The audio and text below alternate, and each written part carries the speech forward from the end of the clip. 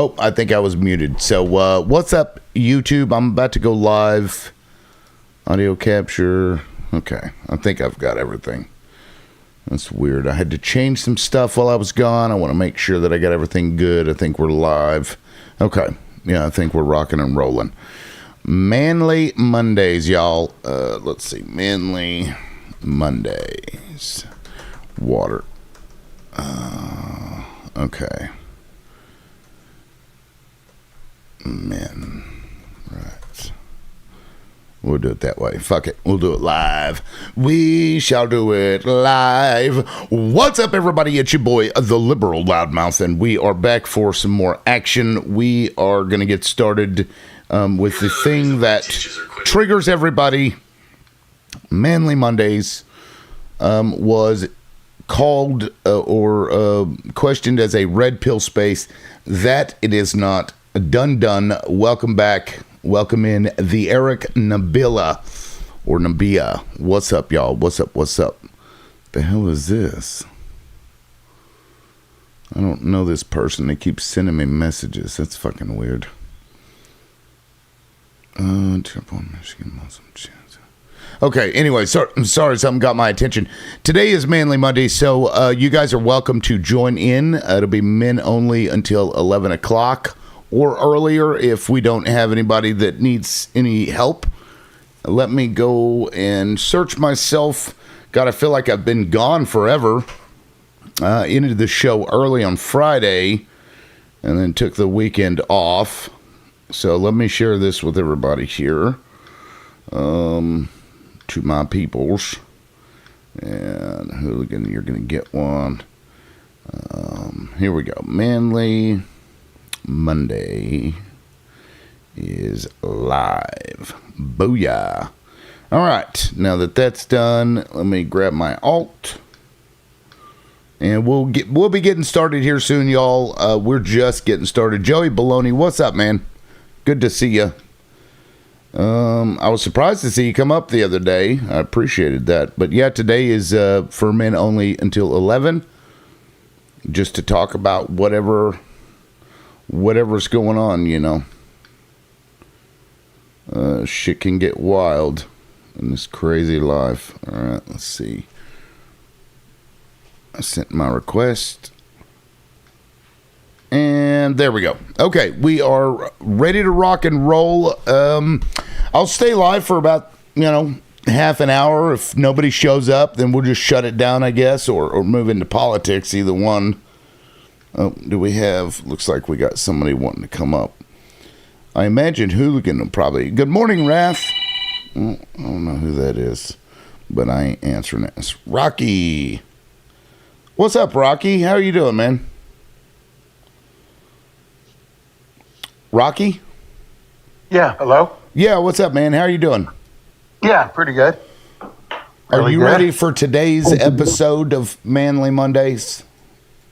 Yeah, I am. All right. Some shit that's supposed to go on today in Iran. Our leader says he's going to give it to him today. Our leader is going to give it to him what, like anally? He's going to be putting the bees on him. That's what I heard. That's the word at the campfire. I don't know. Well, now this space at Manly Monday is for men's issues. If you have any, if there's something you want to get off your chest, that's what this space is for 2 hours once a week. Politics will come after 11 or 10 or so if we, if nobody comes up. And I'll holler back at you. Sure. I don't have no, You don't have any issues you need to deal with? Well, yeah, I mean, but I mean, just the normal stuff. I mean, I'm okay. I'm good.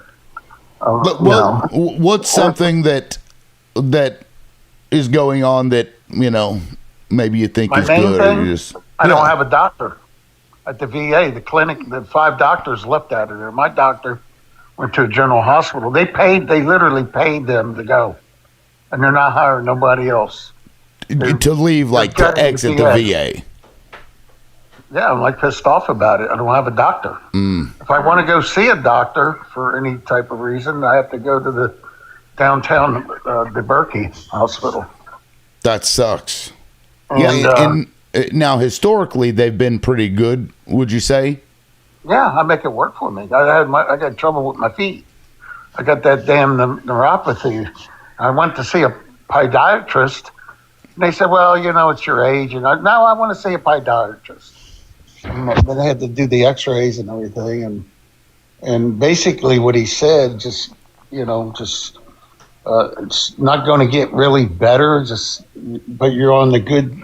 But you're a lot better off than a lot of people. It's not that bad for you. It could get worse. You just got to exercise and do some That's what they're things. telling you. Yeah. Oh, But anyway, it'll be okay. It could be worse. Is that? Don't I look bitch at it about like it. this. Is that what they're telling you? Don't We got- complain. 2.5 more years and it will be back to normal. I'm pretty sure of that. You know what I mean? Well, that's good. And, But yeah, it once almost these- seems like they're purposely wanting to push doctors into into the private industry in order Yeah. to, And so once that- Trump's out of there, hopefully the Democrats have their shit together, and that everything will go back more of a normalcy, and they'll get the funding that they need. And fingers crossed. Fingers crossed. Yeah. It happened before, when George W. Disaster became president. Anybody making over 100,000 got kicked off the VA. But back then, Really? yeah, you didn't know that? He kept the funding for housing and all that. Yeah. So if you members. made over 100,000, they were like, you can get your own shit. You have to, you're off the VA. And Wow. he also cut housing for active members. Yeah, this dirty bastard. And but when Well- Obama got in there, everything got switched. He put everything back. Now, let me ask you, how has the VA been for mental health? Pretty good. I had to go for a little bit because of my divorce. I was married 33 years, and she tells me she's moving back to Alabama. I said, what? I'm in Houston, Texas. And she says, yeah, my mother I got to help my mother. And no, I said, well, when are you going to be back? She goes, never. She goes, I'm divorcing you. I said, what the hell did I do Out to of you? nowhere? After 33 years? Yeah, she says, yeah, I'm divorcing you. I said, what the hell I do to you? She said, nothing. Well, what happened was, I sold my businesses. I'm a franchisee for fast food, Popeyes, chicken and biscuits. And anyway, when I sold my stores, that's when that happened. And Did she told- take half your shit? She says you can have everything. She goes, I'm just going to take. She took her piano and the grandfather clock in her desk, and half the money, which was a lot. After you sold your Popeyes, she I had 3 divorces, stores in Houston, takes yeah. half your money. 27 years, I worked my ass off. You've got to be kidding me. No, you know what it was about? Some creepy son of a bitch that she used to date in high school, right? No way. He got a divorce. She got rid of me, and them 2 hillbillies got married. So you know what? Fine. And at first it was like I just kept blaming myself, and I had to get therapy, a little bit. And How long That's did that straightened out. take to because, man, I can't eat. I am so took about sorry. 3 years, and I talked to my other people God. that went through the same thing, and it takes about 3 years. And now, I got to tell you, now I'm glad. I do see a girl.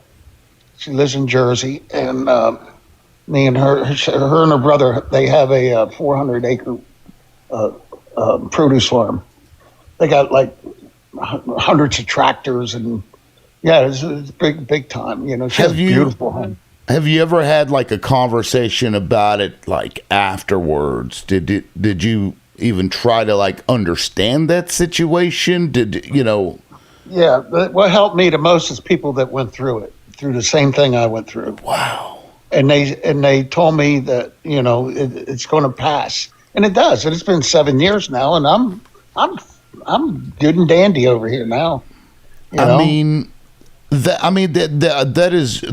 great, and I'm really glad that you got through that. But God, could you imagine if like you didn't have access to people, you didn't have maybe friends, you know what I mean? You didn't have these resources.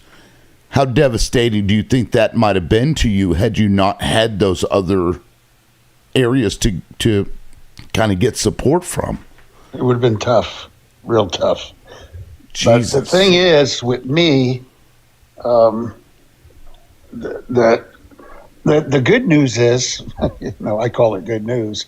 My daughter tells me she's not happy with this cocksucker. So you know what? Good. The one that the ex got with. Some dude that she knew from before and dated before. He's not the same person that she knew, and now she's stuck with his ass. And good. And look, I wasn't even married to her or gone through that, and I am having to process that information. Yeah. I may go through the stages of grief for you. That is, dude. I still dream about her. Like we're together. Well, 33 years, because I'm coming up on, we're 27 in, I'm not going to say the month for a reason. Yeah. And so, like, I can't imagine. And to anybody that doesn't understand, 33 years, that's basically your whole life. I mean, I don't know. Yeah. When did you guys get together? 1981. Like, how old were you? I mean, I was 27. And see, she was like 22. And I got to tell you, she was a great woman. I mean, man, she was a good mother when we had kids. I had a daughter and a son, and she was a good housekeeper. She was a clean freak. I got out of bed to take a pee in the morning, and she's making the bed. I'm making the bed. She's always been a little bit on the bossy side, But other than that, she was a good mother, and she was a good worker. Me and her, it took us like 7 years to save $250,000, and we lived in a little shack in Houston and Heights. Nice. And I became a franchisee in 1989. From the savings that you guys had done over those 7 years? We saved $250,000. She was watching like 10 kids at the house, babysitting. Oh, and right. I was working on a car lot, making $1,000 a week, and plus bonuses, and we just saved money. And I used to buy cars and sell them at the auction.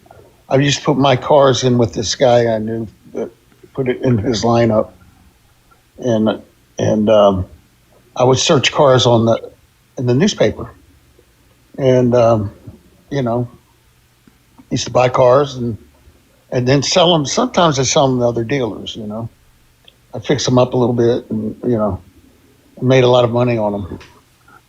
Yeah, I mean, you can, or you can lose your shirt on them too. Sometimes I guess. No, I never did because I'm pretty slick. I knew what I could get for it. When I bought that car, I knew about what I would make on it. Right, and, the margin. This is back when, but my business, that store I built, my first year, I cleared $460,000 after taxes. That's crazy. And I paid $126,000 in taxes. It did over $2 million in 1 year. I couldn't believe we were busy. Busy, yeah, like goddamn busy. And, that's crazy. Popeyes. Yeah. But she invested in it as well. Then at the beginning, we both the were money. Involved. I see. Okay, well then that's less devastating. It's both y'all put in, and then I guess both y'all took out. It was a lot of work. We were there like morning to night. I mean, we got there at 8 in the morning, and didn't leave till 11:30, 12. Did you like it though? Like, did you, even though you're working all the time, like, I was going to say, because you're the boss, like you're the guy, that would feel good to me. The only thing that was hard getting good workers, good employees. Yeah, and you have to watch them like hawks. They'll steal your eyeballs out of your head. Well, that's funny. Why are you eating those nuggets? I fell on the floor. I swear. You go into the bathroom and you look in the trash can and you'll see a eaten leg or something. Wow. They'll steal, a piece of chicken and go in the bathroom and eat it. That's caught a girl doing it. funny. That's why you're doing it. If you're hungry, let me know. I'll get you something to eat. Right. You don't have to steal it, And she started crying. I'm like, what? What the fuck? I told my wife, I said, you got to deal with these young girls. I can't deal with them, That's funny. She's like, if you'd have said nothing, it would have been a problem. But you bring it up and you're like, I'll give you something for free. And she starts crying about it. The customers, they always try to nail you. That's funny. I learned a lot about in the fast food business. I ended up with 3 stores. And my son, when he got out of high school, he ran a store. I got to tell you, at my store, we had over 3,000 customers a week at the first store. And I was always there. And I talked to a lot of people. We used to talk politics back in them days, Like with your customers back when, Mm-hmm. you may disagree, but you don't hate each other, right? Well, I got to tell you, I learned one thing with people in general. There's good, bad, and ugly in people, but mainly good, And that's great. That's what I found out. It's just and all races too. I had a lot of Vietnamese and a lot of diversified people, in my store, and it was in an area that was near, the Herman Hospital, and I had a lot of surgeons come in just to talk politics, That's into Popeyes. Surgeons in there in Popeyes. Yeah, they're like, this is job security, so we're going to come here to support it. You guys keep eating those crap. So what was it that got you into Popeyes specifically in 1980? Because I worked on a car lot, and it was right down the street. There was a Popeyes on the 11th Street and Shepherd, and I used to watch it, and it was packed all the time. And the KFC across the street was never hardly anybody there, but Popeyes was always packed. I mean, packed.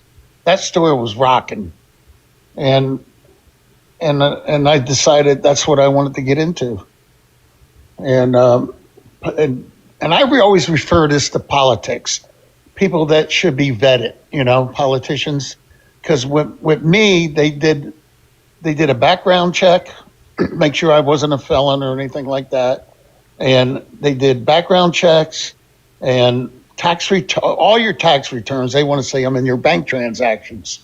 Want to make sure that you didn't just borrow that money for the down payment. And then I became a franchisee, And did you have to go through a program or something? A what? Like a program through Popeyes? Oh yeah. You got to go through a training. It's about 3 months. Once they pick you as a franchisee, you go through a kind of like a boot camp thing in Atlanta.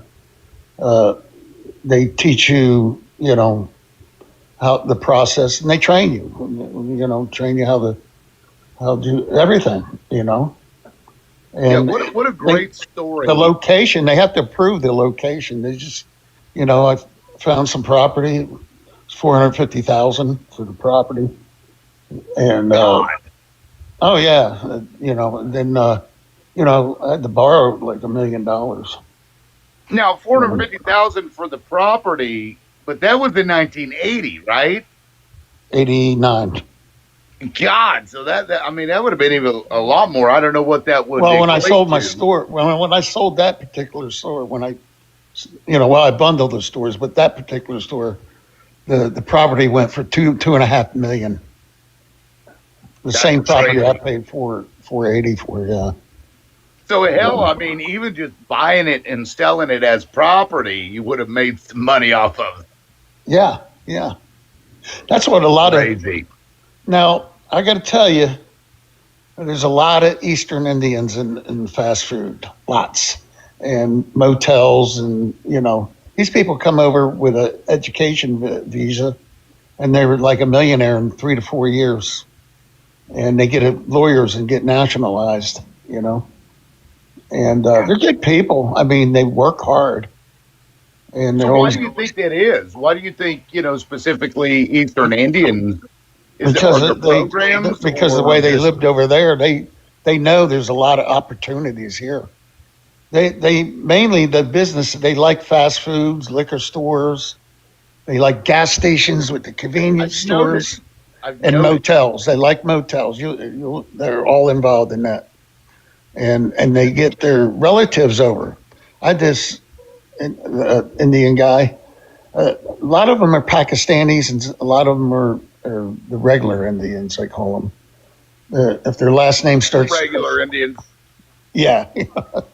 But they're really good. They're nice people. Every time they see me, Steve, how you doing? It's nice to see you. Like that. It's just, but they're That's funny. But they live frugal for a long time before they buy a big house, and they become millionaires. I wonder where they get the capital. Because you got to have capital to do that, or somebody willing to give you capital. Maybe they own their own banks. A lot of them. They have their own banks. That's crazy. They have this one guy, Waliani. He owned his own construction company. He not only had 30 Popeyes, he also had Arby's and a bunch of other shit. With Chili's. Wow. Yeah. That's wild. Now, real quick, let's get Rob into this. Rob, what brought you up? If you wanted to jump in, I'm loving Rocky's story here. We can get back to it, but Rob, did you want to jump in on something? Not particular yet. I just kind of saw Political Live. Seemed like it might have been interesting. Joined it for that reason. Yeah, I appreciate that. So, and somebody said Manly Mondays. That's not gay at all. Kind of funny comment. Manly Mondays it's a space so that men who are struggling mentally or with anything really can come. Women aren't allowed on the panel. This is only once a week from 9 to 11. That's what this space is. And Rocky had told this story, and I'm still processing, Rocky, the information you shared with me about your ex. That's wild. But now I'm intrigued by this business venture that we're talking about. So if you want to get back to it, you're welcome to. That's a crazy life, man. Inspiring. Rocky. Yeah. Well, I mean, my whole life changed, and it like flipped into something else. I sold my big house. I bought her out of the house, and then I sold it. And you bought her out of the house, and then did you make money off of her share? Yeah, I did. That's funny. But good on you. Yeah, and she thought, well, it goes a little. I don't even want to mention it. But she called me up, and she was pissed because I sold it for more than what she thought I'd sell it for. And it was in a gated area. It was over $1 million home. Okay, beautiful house. I gotta say, so Rob, I don't know if you missed the first part of Rocky's story, but one day after 33 years, and correct me if I mischaracterize this in any way, his wife of 33 years, just after he sold all his Popeye franchises, she says, I'm moving to Alabama and getting a divorce, and then takes half the money and all that stuff. So it's funny to me that you're able to buy her share out and then sell the property for more than what you bought her out of. I find that amusing. Yeah, and she called me up. She was pissed about it.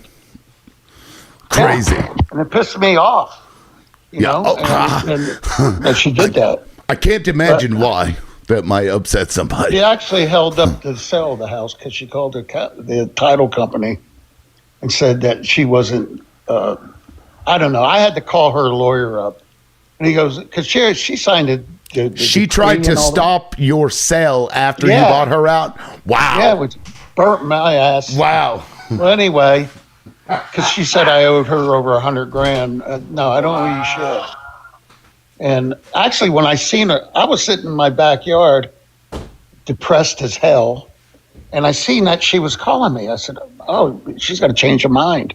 This is before I knew she had a creepy dude, you know, and then because she come up with this shit. You know, I thought that she was going to move back, you know, but no, she come up with that horse shit. But anyway, I just called her lawyer and he straightened it out. And I sold the house.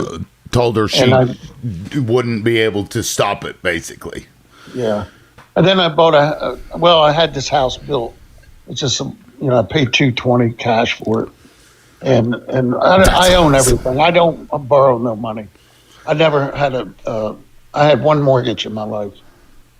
You know what? I got to give you one of these, man. I got to say, the fact that, because after 33 years, I'm at 27, I cannot imagine what mental fuckery would go on after something like that happens. So kudos to you for getting away from that and then thriving eventually. I think that's fantastic.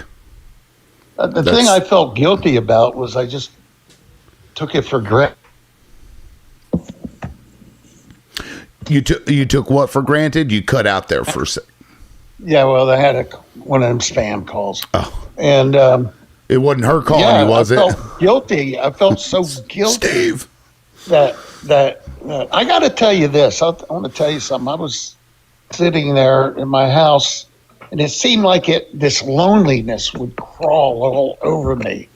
And it just felt like this deep, lonely feeling that it just it surrounded me and glued on me. It was just a bad feeling, you know?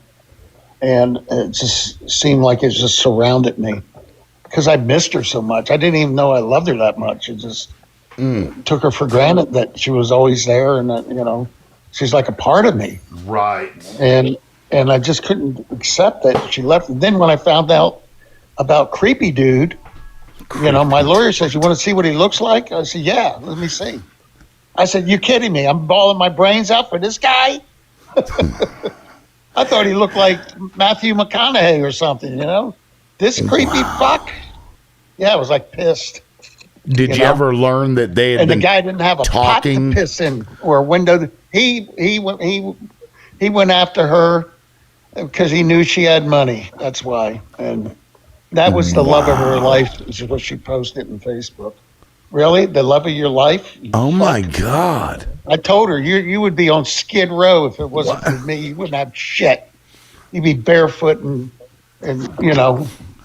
over there in Alabama. That's usually how it works. I'm like, dude, I don't know how common this is. I hope that's not common. I can't fathom what goes on in somebody's mind to be able to do that. Because I wonder at what point she knew that she had kind of stepped out of the marriage, and not saying that she was cheating. I'm saying that it wasn't something that she needed or wanted. I wonder how long that had gone on, Well, I think it was, thank you, Jeff. I don't know. When I first dated her, when I first met her, she kept telling me about this guy named Steven. And she would talk about him and da da da da. I was engaged with him and da da da. He's my fiance. And I said, I don't know. I used to ride along and she'd be talking. I wouldn't pay attention to her because that's the kind of person I was. I used to go one ear and out the other. And then finally I said, well, wait a minute. Who is this? Who is this son of a bitch you keep talking about? And she is that the guy that she ended up with? And then I said, you know what? Why did you go and back with him? And because back then that's what I told her, because I didn't give a fuck. And she goes, well, he left me for somebody else. I said, okay. And she never mentioned it no more. And then now, all these years later, she had a chance to, I guess, be with this creep. The same And, dude. you know, yeah. So the guy that Yeah. she ended up with was the same guy that she'd been talking about before Yeah. that had Yes. done to her what she did to you. Yeah. Yeah. Now, Creepy dude, I call him. He's one of these IT guys. I don't know. He went to college for IT and he worked for a bank doing the IT shit, you know. that's crazy. And- Now let me, because I feel like what somebody might say, you know, in rebuttal to that there were signs that you didn't pick up on. Do you think that that's possible? Yeah, there was. I mean, she started acting crappy towards me and everything, you know. I would tell her, I said, "What's wrong with you?" Because we were like friends too. I would come home and we had 3 dogs, and she goes, "You know what? Your dog was running around with a rabbit in his mouth out there. We had a Jack Russell, and we would talk you, about Jesse. the dogs, and you know, we had a lot of connections, and we were And just we chill were out good. and Then yeah. after the last couple of years, she started acting like shitty. And I said, you know what? You sound like your mother. You're starting to turn into your mother, you know? And somebody told me, well, they all do. So anyway, she was just grouchy, you know, grumpy, you know? God, Anyway. that's. You said it took about 3 years to really kind of move past that. Oh, yeah, after the divorce, yeah. Yeah, that's rough. And Sorry, dude. Sorry. I'm going to head and take off, Liberal. Well, Rocky, thank you for sharing that story. I mean, I appreciate that. That's, Yeah. you know. But the 'cause I- best thing, I'm good. Right now, I'm on my recliner and I'm good. I'm going to go fix and Just go chilling. for my walk Yeah. and, you know, start my day. And I got everything I need, you know. You know, I hang out at the marina.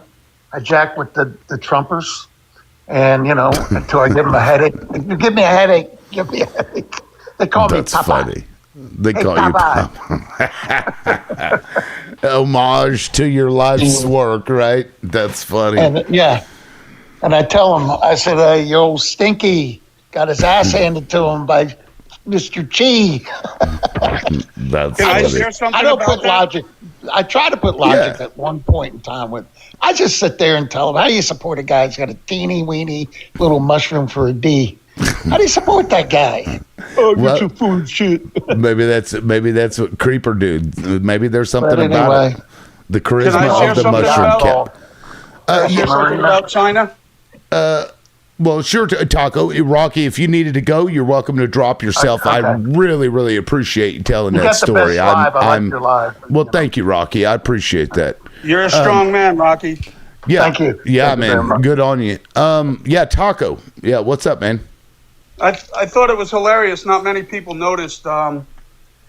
Z, he trolled Trump. I don't know if anybody noticed. When Trump arrived and got the usual ceremonial greeting on the red carpet, the first people he encountered were like dozens of children. Did you see that? I think he I'm trolled not them. sure. I'm not sure what you're talking about.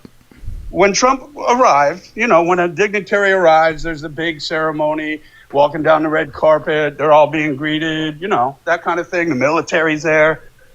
The first thing he got greeted with were dozens of children. That's, I guess, temptation for Trump. I don't really understand. When did this happen? When he went to China. Oh, I see. other day. Oh, you said Z. I thought we were talking about Zelensky, like visiting the White House or something. You meant Xi, like Xi Jinping? Yeah, I said it Okay. incorrectly. Okay. Yeah, I was like, My bad. No, you're good. No, that is kind of funny, though. If you thought it was Zelensky, that would be kind of weird. Yeah, no. But anyway, I think I he trolled wonder him. if, I wonder if that was on purpose. It's like, let's see how he reacts to children that he can't grape. Now, it's crazy. Now, today is Manly Monday. I mean, that sounds more political, kind of funny, but what brought you up? Was there anything that you wanted to talk about? Because if I don't have any men that are wanting to come up and speak, and Hooligan, I guess, isn't able to make it today, we can just transition into politics. That's fine, too. No, I'm just making the rounds, doing my thing. I saw you. I always love to go to your lives and just sit down and watch. Come up and troll. Oh yeah, I'm a professional troll. There's no doubt about that. You got to do what you got to do, man. Hey man, no you know shame. what? I used to, back in the day, we used to debate. We try to share facts. Those days are over with those clowns. That's because it doesn't matter. You can show them shit that's right in front of their face and they'll deny it. Right. The sky isn't blue. Donald Trump looked up and he said that it was orange, and therefore the sky is orange. That's for sure. Another thing. I go to MAGA Lives. The last 3 days I've gone to MAGA Lives, and I say one thing. I'm going to tell you what I say.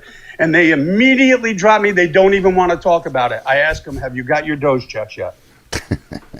Immediately drop. They'll never get them. Although it's, kind of like Trump's penis. It's imaginary, you see. It's imaginary. It's as real as that penis.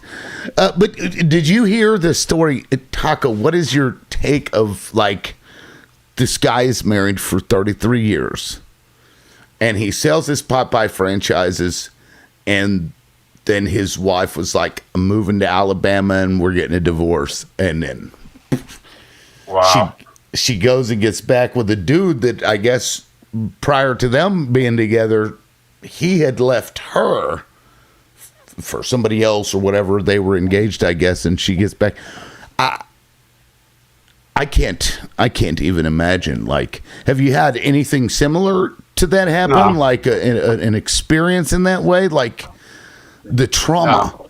No. Ball talk. This was my thought too. That's why I asked him what, if she had been doing stuff. I don't think he ever answered, but I just, being somebody that's 27 years in, I really just.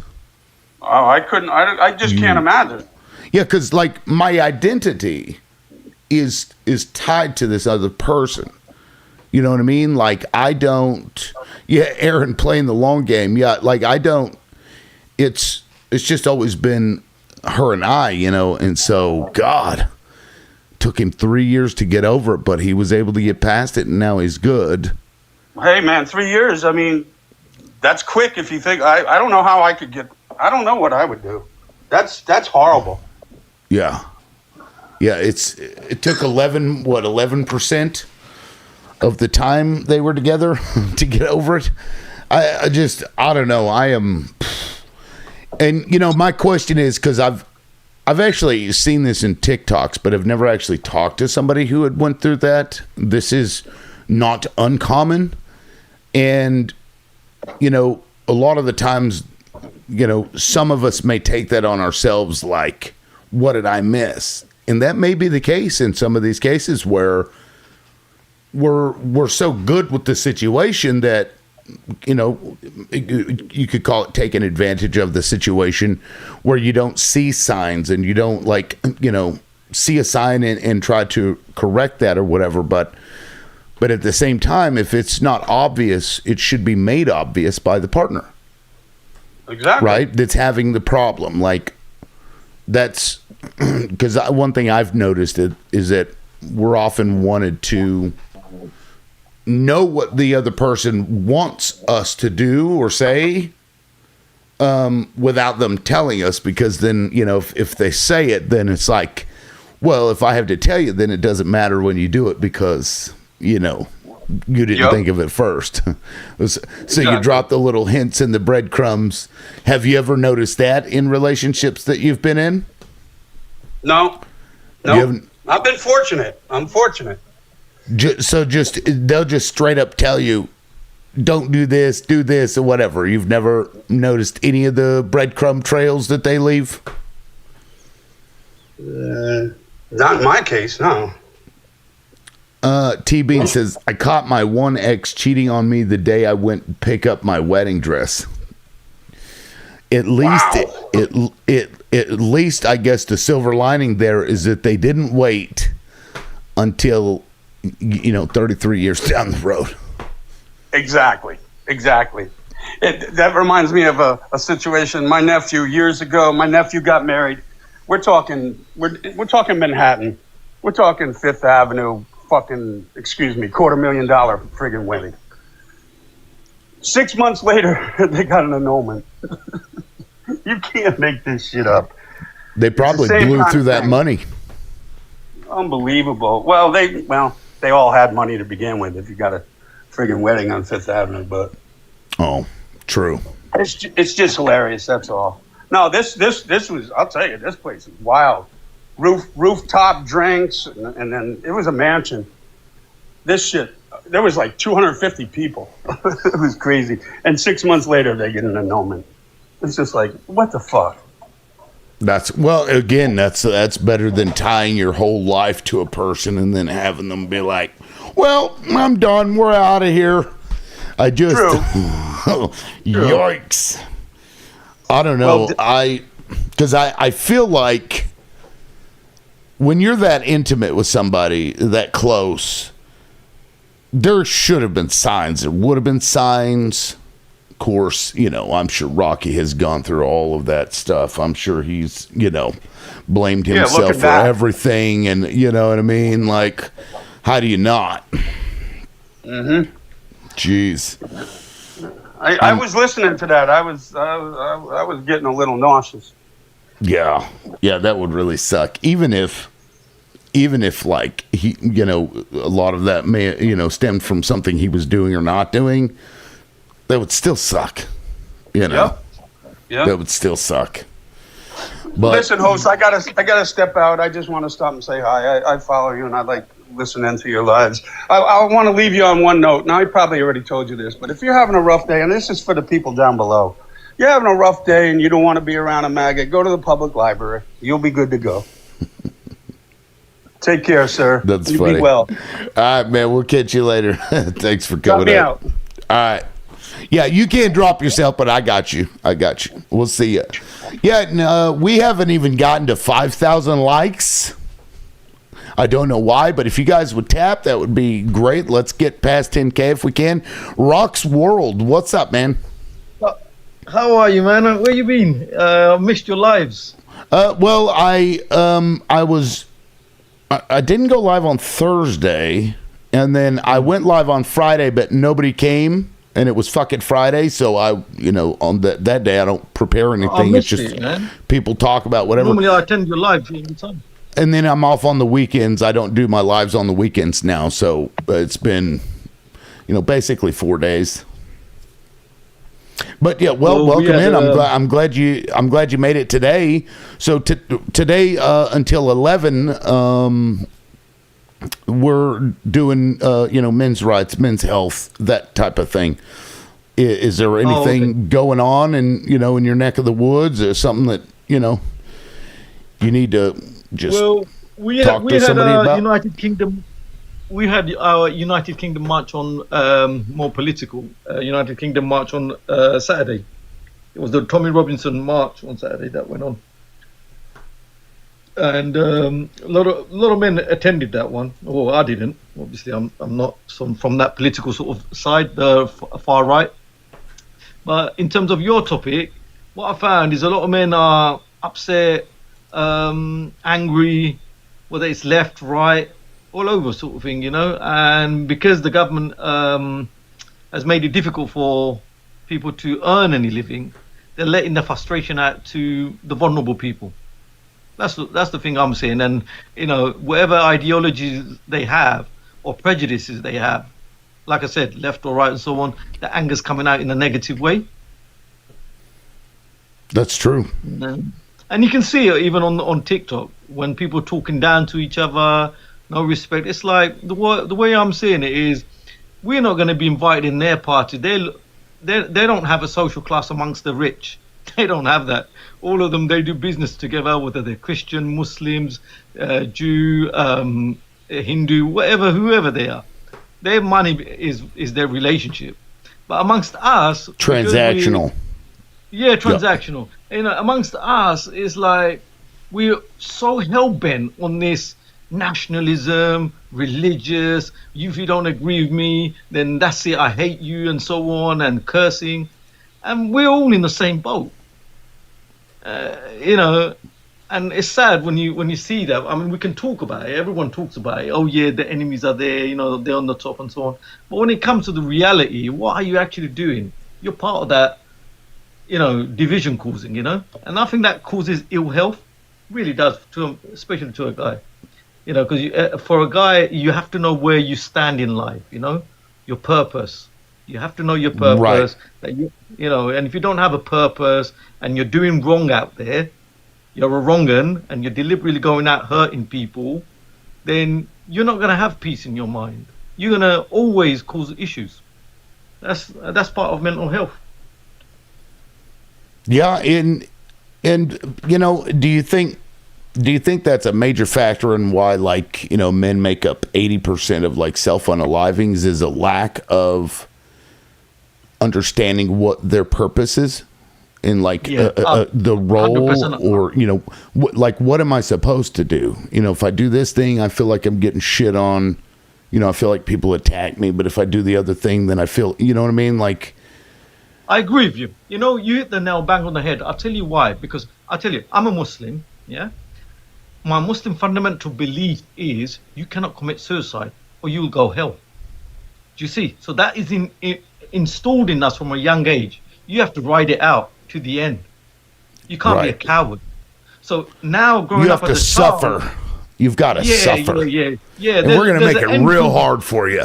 Keep suffering. Yeah, exactly. You want to go to paradise? Listen, you ride it out. Yeah? So, see, from a young age, that indoctrination has an effect on your mental side. So no matter what, I need to survive until the end. Now, that's not a bad thing, is it? That's a positive thing. Now look at it on the flip side.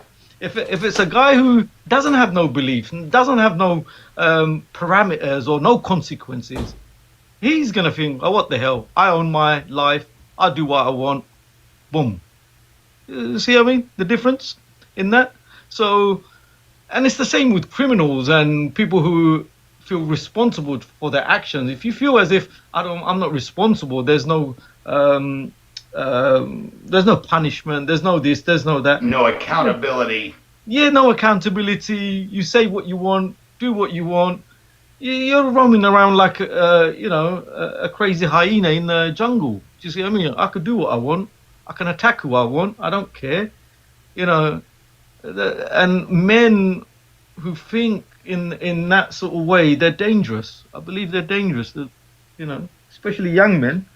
Yeah, and if we don't have a role, that may be the default is, well, I'll just do whatever the fuck I want because it's about me and nothing else if I'm not supposed to do anything or have no purpose. I mean, I don't know that that's what plays into it, but we certainly have a problem here. Yeah, and it's up to us, the grown men, to unite together, whatever race you are, and say, we've got a societal problem. We've got a societal problem here. We need to fix our young men. Why is there so many domestic violence? Men who are absent, don't want to look after their children. There's no love. Do you see what I mean? Real men, we know what they did. They basically loved their family, looked after them, helped out with their mom, dad, house duties, wives. You wasn't a simp for doing it. You was a provider. You made sure the weak, vulnerable, you looked after your women in your family and your children. Now, it's like they don't do that anymore. Why? What's happened? And you hear women complaining about this. So rather than going attacking the women and saying, "Oh no, our gender is better or you're better," forget that. Let's just own it and say, okay, these statistics don't lie. Why is there so many men of all races become redundant? I think it's done systematically somewhere. We may be.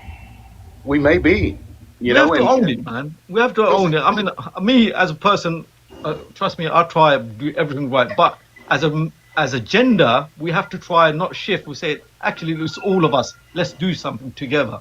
Do you see what I mean? As men, because we can only repair if we all come honestly with a sincere heart and say, yeah, we do have an issue. We want to do try good and repair. Other than that, I think the government, they're not going to care. They're going to keep causing this division between us, gender Yes, wars That's and all true. that. yes. The common man needs to unite. If the common man doesn't unite, we will not overcome this tyranny. We will be back to where we were when we were serfs and everybody, had a lord, and this is what we're heading towards. I mean, America has become an oligarchy. America is being run by billionaires now. The billionaire class is running the world openly now. See, before it was behind the scenes, before they had to, bribe a politician or get somebody to do their bidding. Well, now they're just openly doing it in our face. There's no more Yes. hiding anything. So these are the things we're faced with. But the one question I did have for you, Rox, was, you had brought up your faith, and I have no problem with anybody's faith. It doesn't bother me. But like, I'm an atheist. I don't Mm, believe in a higher power. I don't believe that there is anybody that's going to give us any consequences or any glory when we die. I just believe we die. But that mm, doesn't stop me from being a caring, compassionate, empathetic human being who cares about my fellow man. Because in a way, I feel like we are the higher power. I feel like that we control our own destiny, and I feel like history is what we get when we die, the history of our existence. So these are the things that I'm saying, and like I said, I have no problem with anybody's religion. You choose to believe how you choose to believe, but don't think that just because I don't believe as you do, or I don't believe in any God, period, that makes me easier to commit atrocities or something like that to my fellow man. well, no, no, no. Well, what I was actually saying is basically, that Hey, state of Rico. mind. Oh, That go ahead. state of. I was just Oh, saying sorry. hello to somebody in the comments. Oh, okay. Yeah, what I was saying is that state of mind where, when someone's in that dark place, you need some sort of, like how can I put it, like a rope to pull you back up. Now, if you know that there is no rope or consequences of such, you're there saying, I'll do what the hell I want because I own my heart, I own my mind, I own this body. Whereas the believer, and this is not putting down in a negative way, this is trying to understand accountability. So the believer would say, damn, I don't own myself. I am holding somebody else's possession, the creator. So therefore, he's already in that guilt thing where, okay, I'm holding on to this life. I can't give up. Do you see? That's what I was trying to get at. And And I if we feel have a atheist. role, like as men, if we have a role, I feel like we feel like we have a job to do. We've got something Yes. to do, and it gives us purpose and things that move us forward. If we don't have that, we're just all like, we're just here. What's the fucking point? Like, what is the point? And this is the thing. The We're point like is going what from we one leave life to behind. a life and venting. I hear lots of venting. Last 3-4 years of since all the conflicts, there's a lot of venting going on. But in terms of division, the billionaires realize, you know what? We're gonna make sure that they don't all unite because the cat's at the bag. So let's spend billions more making sure the political figures that they strive to give them more to cause division. Now, we've got Get Outside has shown up. Get Outside, what's up? Did you want to weigh in on this? I see a teacupping, but okay. Well, we'll get back to Get Outside here in a minute. But relating to men's health, how do we I don't know, how do we resolve this? Because a lot of men, when they get in this situation where Salam alaikum, there's sister. a How are you? oh I'm my from God. Gaza. I'm from Okay, Gaza. Allah يكرمك يا رب. that doesn't do anything for your cause. Get Outside, you're back. Did you want to jump in on what we were talking about? Yeah, I just think that some of it, and this may sound, I don't know, antiquated, but I think a lot of it is the way that People are raising their kids now. People raise their kids that they should always get what they want, that they should always be winners. I don't know how many times I've watched. What the fuck? That's TikTok jigsaw puzzle. I had to do a puzzle to show them that I'm real and I'm here. What the fuck? Go ahead. Where somebody sitting at a dinner table and their child has an iPad or an iPhone in front of them at the restaurant because they don't know how to act. I know when I was growing up, I never went without a meal. I didn't have everything I wanted, but I had everything I needed. And it was explained to me that, you know what, you don't get everything you want in life. And life is hard. And as far as men in general, I think for the last, since the late 60s, early 70s, men have been demonized at every turn. Well, it's the evil man that has suppressed everybody, when actually what it was people had roles that they played, and that's just the way that it went. It wasn't an evil. Yeah, but the thing is that men are the ones that perpetrate all the crimes on society. I mean, women are, you'll have 30 prisons in a state and only one of them will be a woman's prison. Men are the ones that have gotten us to where we're at. I mean, we have WARs going on right now that have no purpose or meaning. And it's just men doing these things. So even on a macro and a micro level, we are experiencing the trauma and the bullshit of men. And even though we are men and we're trying to talk things out and get through things, it doesn't change the fact that everything around us we did to ourselves. But see, that's not necessarily true. So let's take domestic violence, or let's just take violence to men and women in general. You walk down the street, you see a woman smack the shit out of a man. What is the most common? What's the most common response? Well, what did he do to make her mad? You walk down. That's not untrue. I've seen that. Yeah, I don't know that it's common necessarily, but yeah, there is certainly a double standard. I mean, hell, you can see it on TikTok a million times, where people's gone out social experiments where a woman will knock the shit out of a guy and nobody will say a word. But boy, as soon as the guy raises his hand to a woman, they're on him like there's no tomorrow. I mean, it's just like the stuff shows. Out of partnership, who has the largest amount of domestic violence? Lesbian couples. Who has the least amount of domestic violence? Gay men couples. So it's not like it doesn't happen. It's just accepted. Or unreported. Because I mean, let's let's be clear. A man beating a woman is going to have a lot harsher of a outcome than, say, a woman smacking a man. So, on its face, I don't know if I've seen a lot of women with broken bones or men with broken bones because of their wives. So, I'm not saying it's okay. I'm just saying that the outcome is far worse if a man's doing it to a woman, and maybe that's why. Which is why the consequences are awesome. Yeah. Well, but yeah, you can go down and you can find this information on TikTok, YouTube, internet, wherever you want. I'm just at work on a break, so I can't really look it up. But when men and women are sentenced, a woman doing a similar crime as a man gets to less. If a man and woman both commit the same crime, the man gets the brunt of the punishment and gets a harder sentence than the woman. Same crime. They did the same thing. They both beat the shit out of somebody or beat somebody to death, but the woman gets 5 years and the guy gets life in prison. And I guess, you got to be fair in this. I mean, we're the strongest species. I'm saying.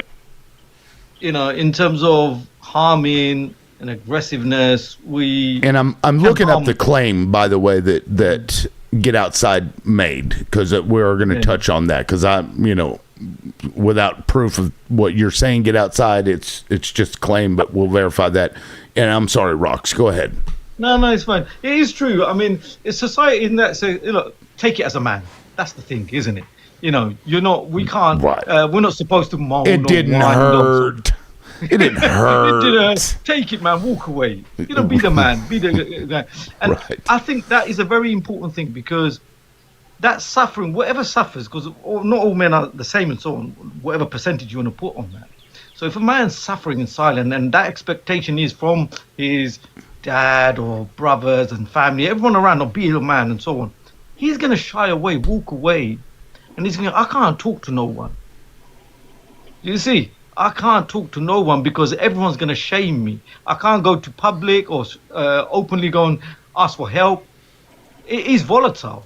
And guys like that, I think, are dangerous, because he's commit, self-harm or something, or go out, cause, like we see the shootings in schools and stuff. He'll take it out onto the world. And that is a mindset I think we need to change. And I think it is changing. Where if you see any vulnerable men out there going through problems, don't mock him. Try to give your support in some way. And I think that's the only way that would we can change. Like the other DNG's, sorry, what's his name? Dag Hoss said, the common man has to change his mindset and say, I want to actually help people. I want to help my fellow men. Right, and that's where it starts. We have to see each other. We have to see our commonness in each other. Like, yes, we're all different. We have different religions, different things, different ways we treat our women or our families or whatever. But at the end of the day, we all have to eat.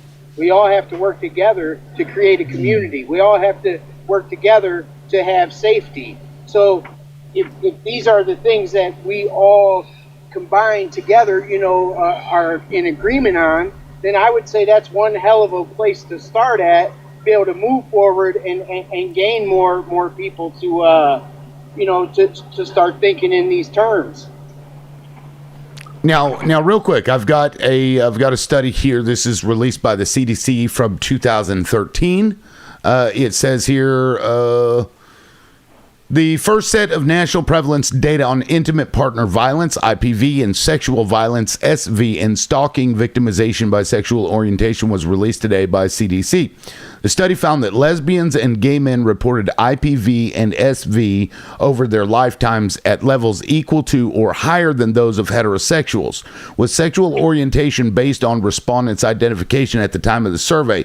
Survey also found that bisexual women, 61%, report a higher prevalence of rape, physical violence, and or stalking by an intimate partner compared to both lesbian at 43% and heterosexual at 35%.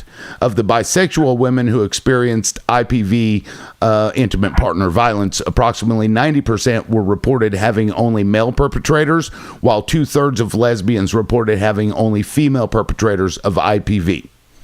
And so that doesn't say that lesbians have the highest and gay men have the lowest, although I think gay men did have the lowest in that. But I'm going to keep searching into that. So, whatever that means, take that for what it's worth.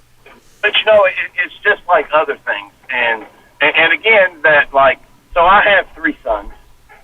One of them said, actually I've got 4 sons. One of them said he's never getting married.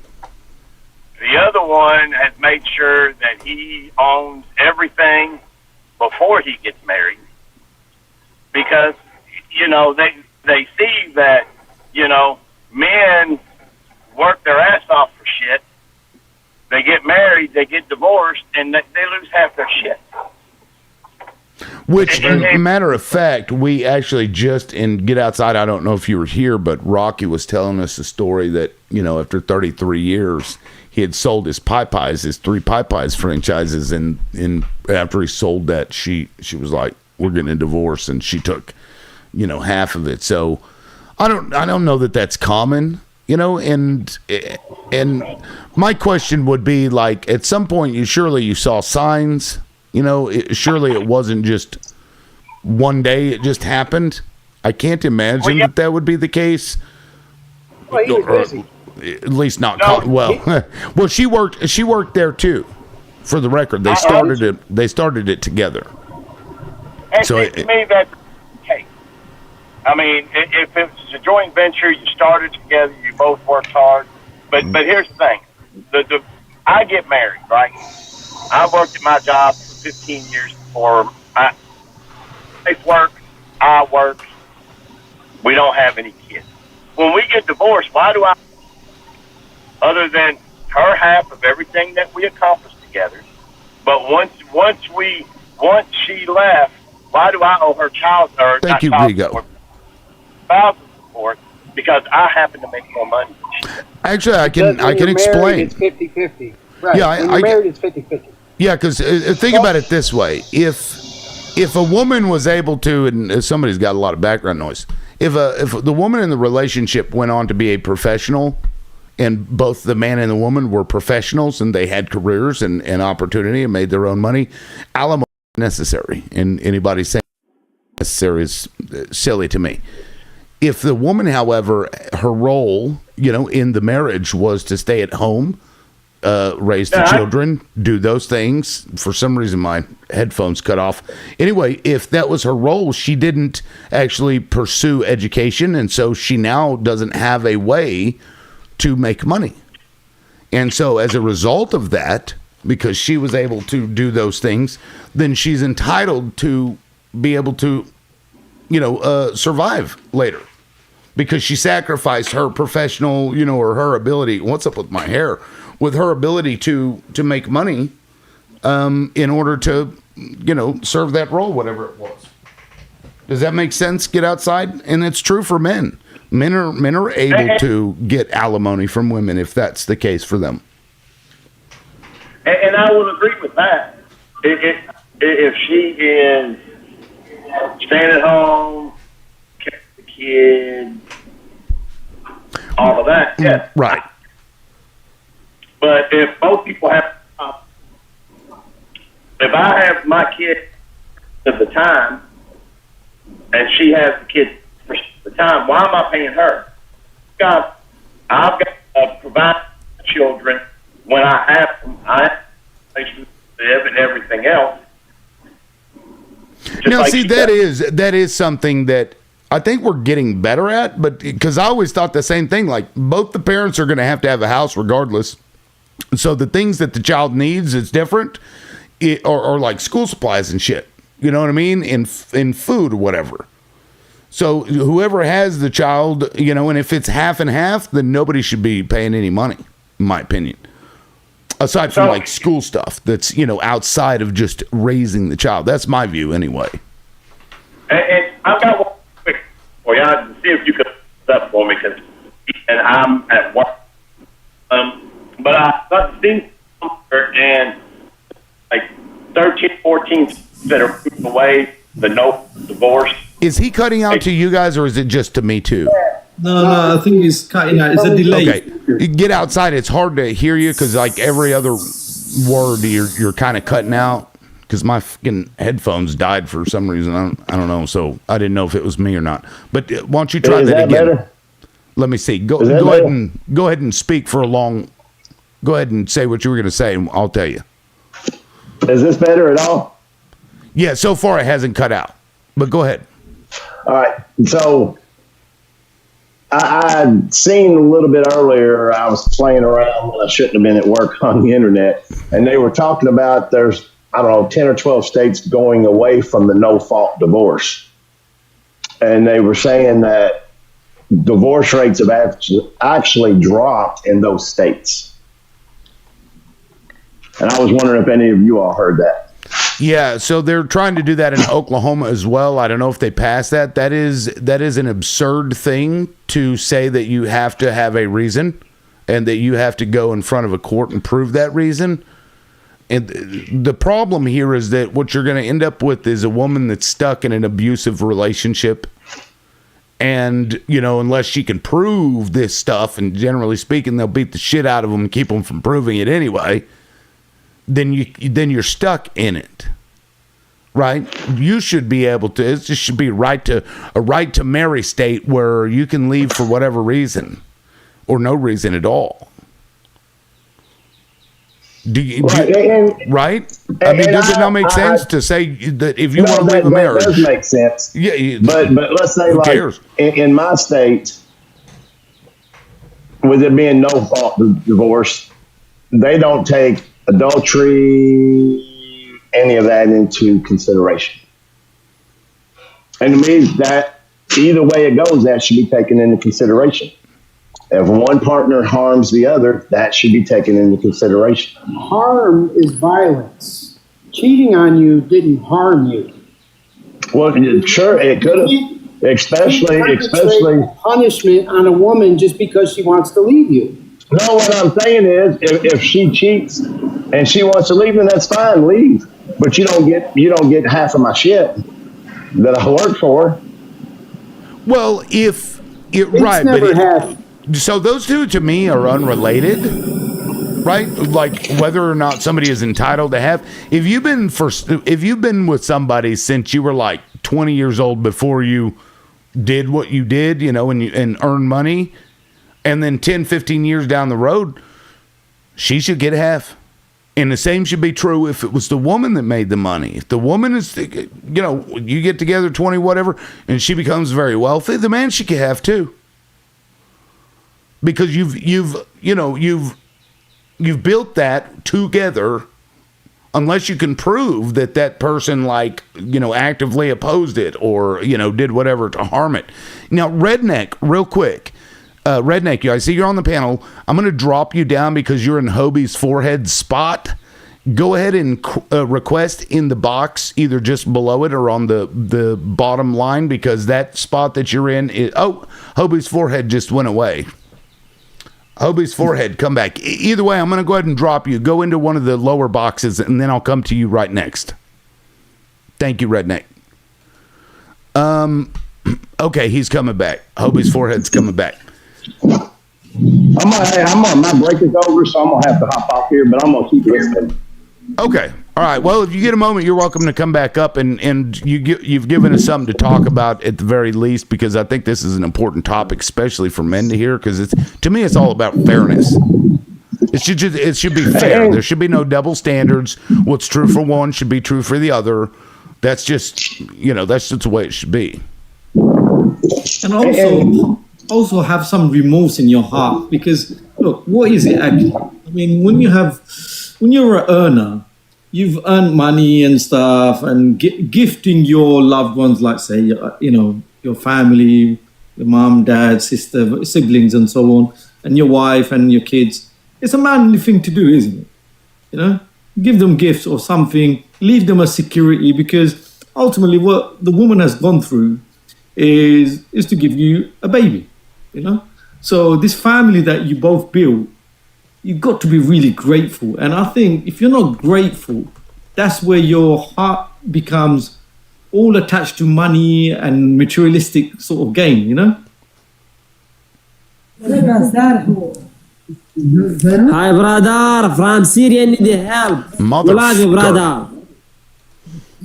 God. Thank you, XO, for that. Now, does anybody want to respond to that? Because I don't know. Did anybody want to respond to what Get Outside was talking about? Because, like, I understand his frustration, but at the same time, when men, we feel like we're getting shit on by everybody, or at least I do. I really do. I feel that way. I do understand where he's coming from. When we feel that way, we also shouldn't lash back out and you know, do anything that's going to be harmful to the other person.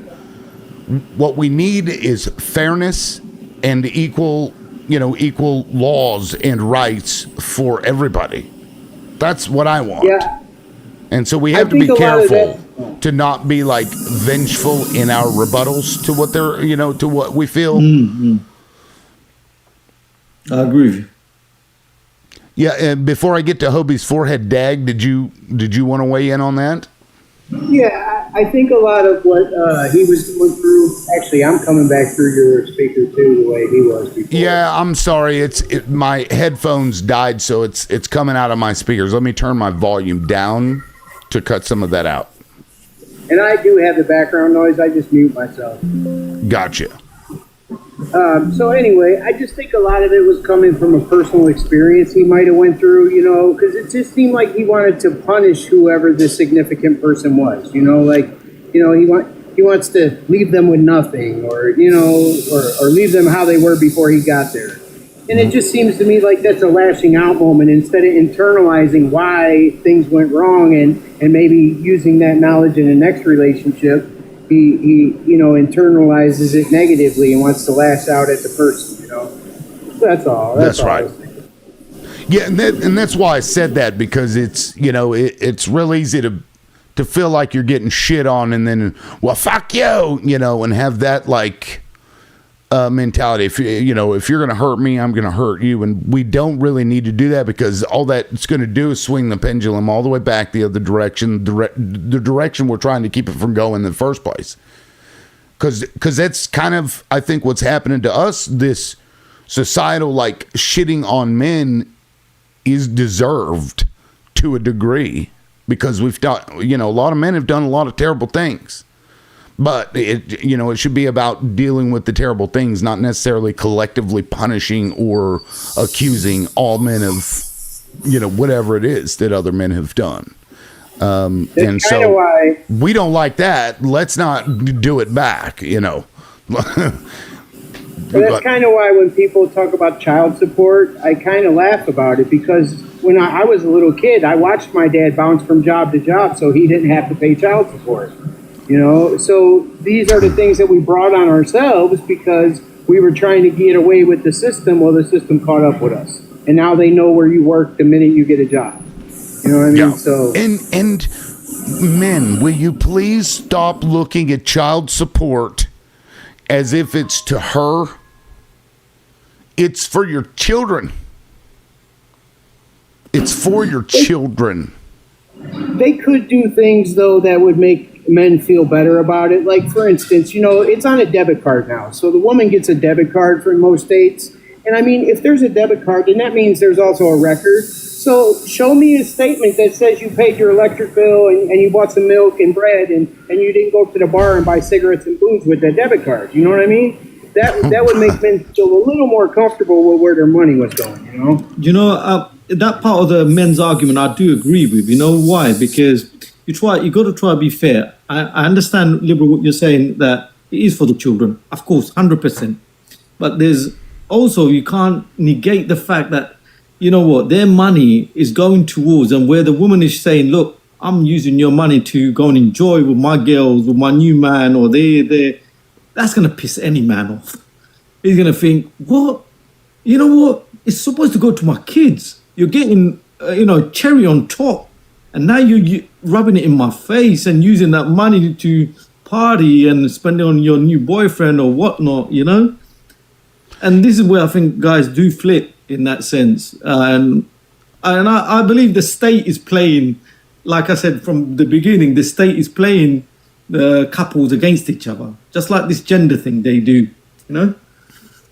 Now, I understand, I get that, and that's why I said a minute ago that, like, the child support some of it never made sense to me, because, like, for example, the man and the woman both are going to have a place.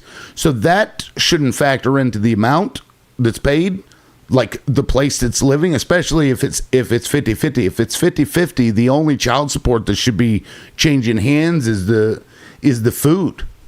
And since both of them are equally doing it, like, I don't see the point in that. And I do see instances where it is 50-50, and yet the guy is still,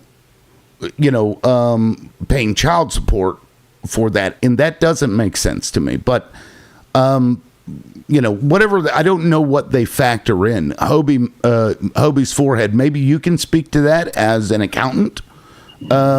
Maybe you've touched on this before. I don't know how they factor in and figure out what the cost is. Or you could just weigh in if you wanted to. Hobie's forehead. Yeah. So go ahead. I'm more on the corporate side. But usually they take your percentage of your AGI, and they do a formula, I guess, kind of similar to what they do with like income-based repayment plans, for those with like student loans. So you can always go back to readjust it, but I'm not too familiar with that. I'm more on the corporate side. Gotcha. But there is some kind of formula they use to determine what is appropriate. That's my understanding. Correct. So, for example, if you can't, if your income fluctuates, whether you lose a job or whether it goes substantially higher, I mean that could be reasonably adjusted, but it's usually derived. The basis is from a formula. I think it could be more that us guys could do any job. We have more opportunity to doing any job than the women can. Like say in terms of builder, labor, all the any sort of job, the guys can just go and pick up a job, basically job skill. Rather than the women, they're more limited, aren't they? In that sense. I did want to touch upon that actually. Yeah, please. I don't mean it in a superiority way, sort of thing. It's just sort of like a fact, sort of thing. You just got to look around you and see the men jobs, like say mechanic. Although there are women who are doing this now, but a very small percentage of it, but majority is a male industry in certain areas of hard labor. Yeah. So, in ancient civilizations, a lot of the jobs that put food on the table were very manual, intensive jobs, right? So I think that when you look at a lot of the ancient laws, the civil laws, they're geared more favorably, towards men because the nature of the job was more, more labor intensive, right? But I think within the times and with technology, that's changed. So, I mean, that's why I think it's a good thing that more women are in the workforce too, because one, in my job, we have thank you, Ray Day, project managers and we have data catalyst engineers that are women, and the reason they're women as opposed to primarily women as opposed to men is because women tend to be more detail oriented. So when it comes to these projects, they're like, no, it's going to take, this is the return on investment. This is the time constraints. These are the details that you're missing. It's like, oh my gosh, they pay attention to all the details. And guys aren't really, as detail oriented as women are. So that's a powerful thing, to have on a team. So just wanted to note that. Yeah. Now and thank you, hubby. But Rock's World, what was your point? Are you saying that men have more job opportunities available to them because they go into these other fields more so than women? Or is that what you were saying? Because I wasn't sure I understood exactly. Yeah, that's exactly what I meant. It's more opportunities there. So suppose, look, if there's no jobs out there and your man's on his last sort of leg, he'll just walk in somewhere and say, look, I'll carry these bricks for you. Pay me cash or something. I'll clean the streets for you, or do some hard sort of labor, go into the coal mining sort of area, or, doing a really grotty sort of job as a last resort. That's what it comes to. Bread and butter on the table providing.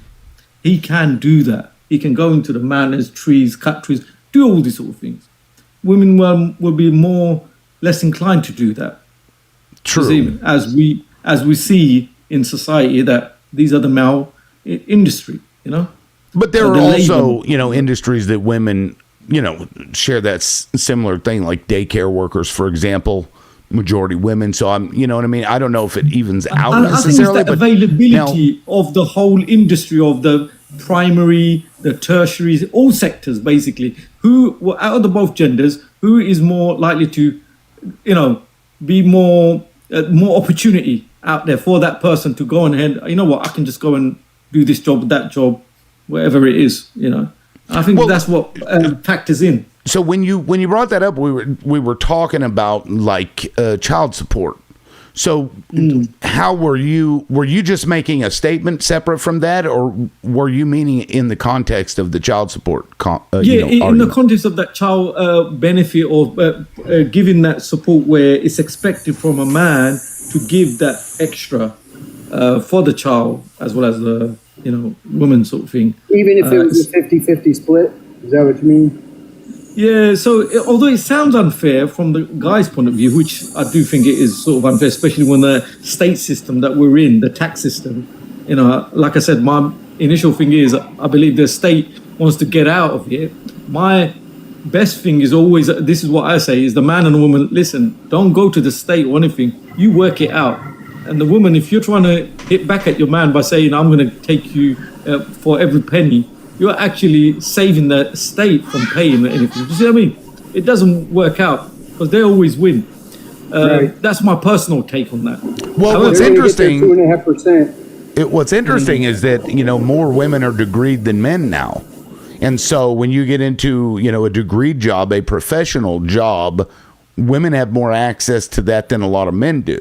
So I don't know, you know what I mean? So maybe it balances itself out. I think I understand what you were trying to say, is that maybe because of the job opportunities being more for men, that may mean that the child support more falls onto them. Was that what you were trying to get at? Yeah. I see. Yeah. I see. Yeah. Okay. It's that section. But there's another thing where us guys, the other guy who's left, forgot his name, what he was mentioning is also played another factor to me. It should be both ways, because without a man, the baby won't get, you need the man to produce and you need the woman to basically develop. So we need both. That is a fact, right? Although the women go through it more pain as we understand and so on. So how do you put a price to what all this, money, monetary? It is a difficult subject. It is a difficult subject. Well, that's, and the thing is, the woman is, if the woman keeps the child in that situation, the man is free to go do whatever he wants, whenever he wants. The woman is going to have that 24-hour responsibility of having that child there all the time. And there's intangible costs that come with having a child with you all the time, whether it's a popsicle or a pair of sandals because one went down the sewer. So I could see why, our society is geared more toward, because the man has been historically the provider in every, culture that we have. There's very few women-dominated cultures, so, if any, I don't even know them really. But, so I think that because that society looks to us and says, okay, well, yeah, you guys were making about the same kind of money, but now you're going to be all by yourself. So you could throw in a little bit to the cause, to the kid, I went through all this child support stuff, and, it was frustrating at times because I did have an ex that did spend her money at the bar and did do these things.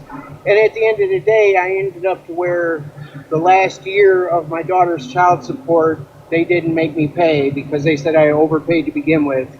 And then, so what I ended up doing was I gave my daughter a credit card, and she was to use that as she seen fit. She's now she has a bachelor's degree in social. Oh, well done, mate. That's successful. Right, she's a social worker now, and she's working on her master's at Cleveland State. So she's doing good. That's a proud and out father. of my 3 kids, I have 3 sons also, and my one son, he'll be 20 years old actually tomorrow.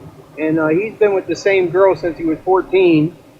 And I have another son that he lives with me, and he's 21, and his girlfriend has pretty much been there about 2.5 years now.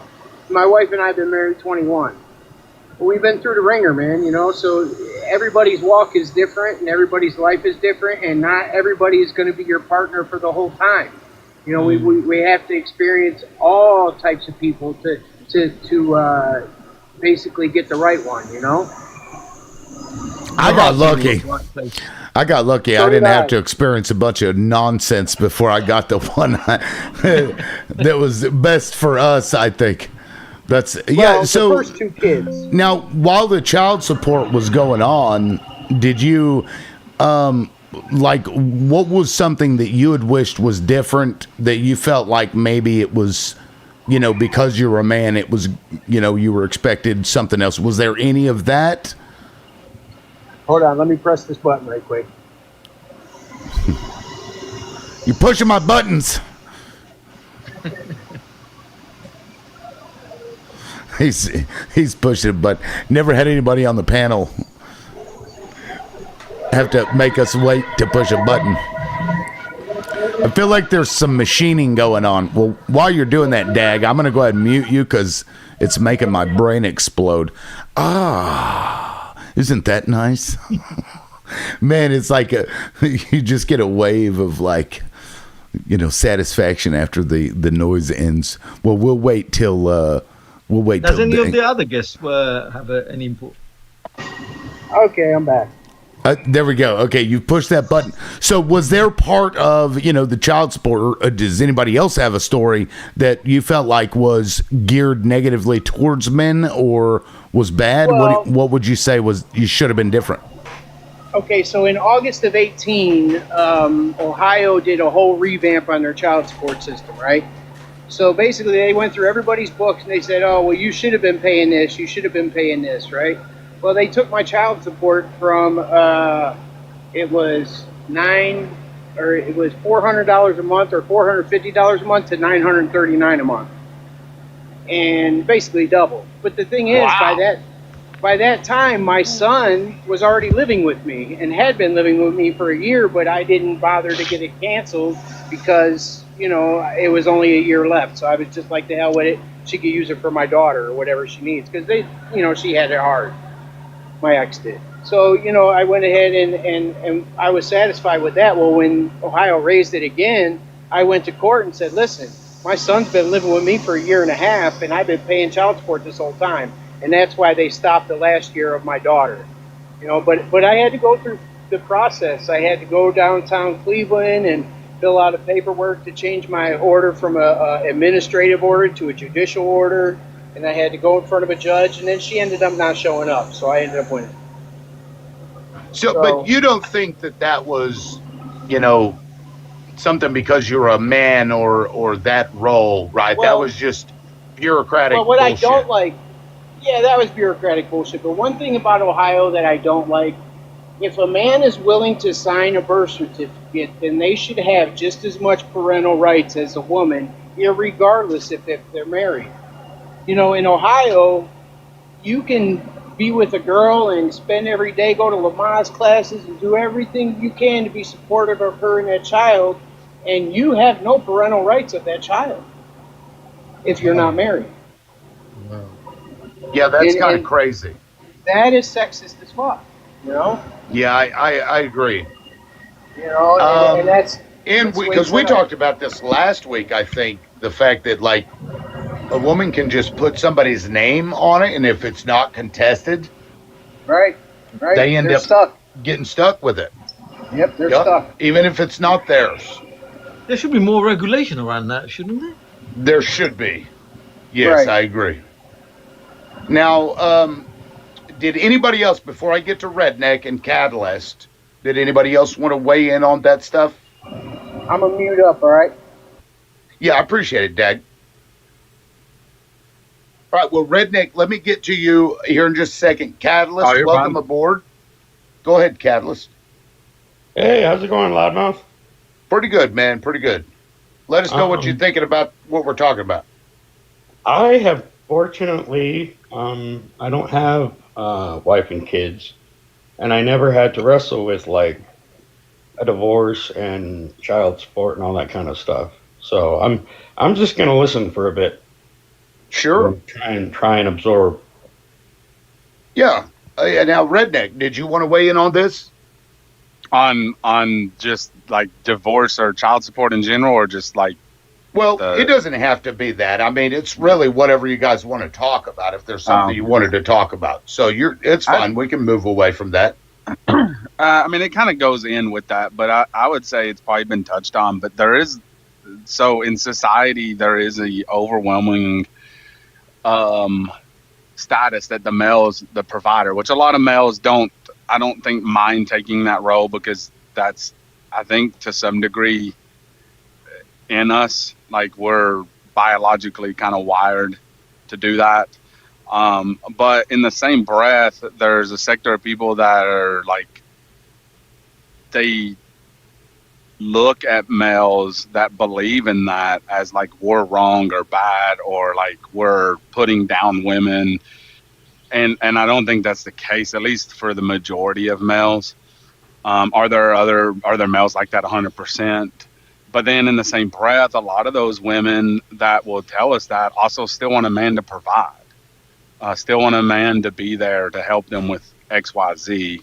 My wife works with all females, and I think 2 males that are one's straight and one's gay, I believe. But overwhelmingly, they're female, and they all believe that she lives this like caged life because she stays at home, and tells her like, I can't believe you stay at home and you do your husband's laundry and cook and da da da da da da. But then they're also, hey, can your husband come over to the house and take care of this for me? That's funny. So yeah, like you know, it's a double standard, and it's like confusing, especially if you're a younger male that's being fed this. Right. And like, what do you? It does like feel women in dating. Like, we don't want you to approach our man not approaching us. Right. So do you guys feel like it's confusing now for men? Like, oh, you were breaking up. I'm sorry. I couldn't hear you talking. If you wanted to finish that, my bad. You were cutting out. Oh no, you're good. Okay. Yeah. Do you guys agree that like it's confusing for us that we don't? We're having some serious technical difficulties here, guys. Would you all agree that it's very confusing as a man because we feel like we get, no matter what we do, like it was our fault somehow?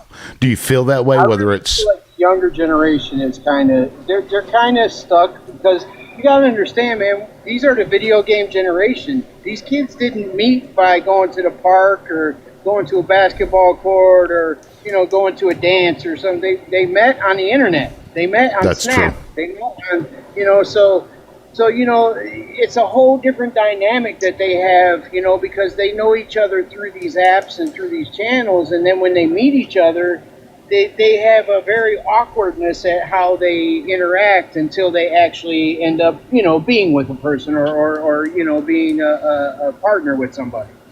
And I think that's why, they have the problems they have nowadays is it's internet related, very much so.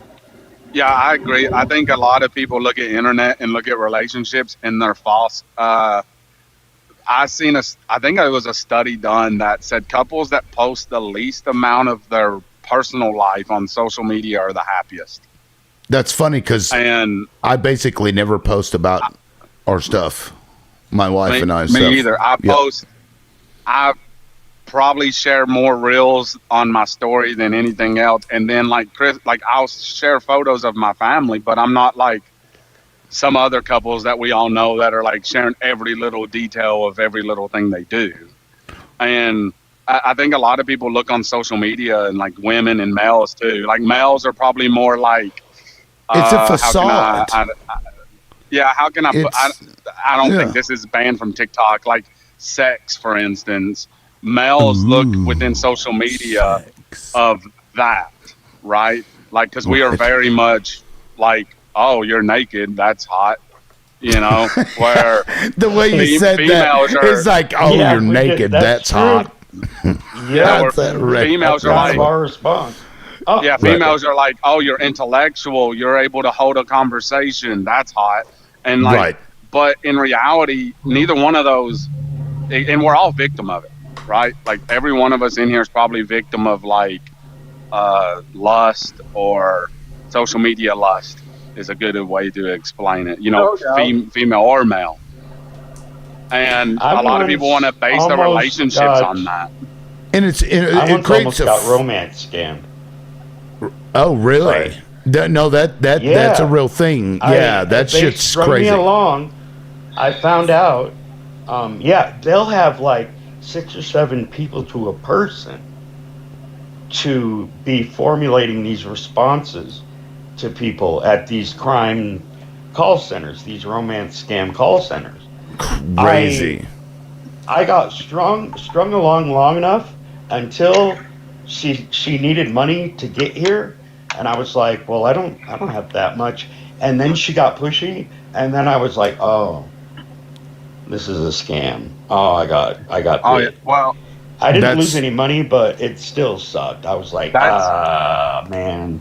That's crazy. That's how OnlyFans, for instance, is. Their promoters or their agents or whatever they are to these women hire a plethora of people to respond to these males, and they sucker you in, and you're, and like it's a problem on both ends.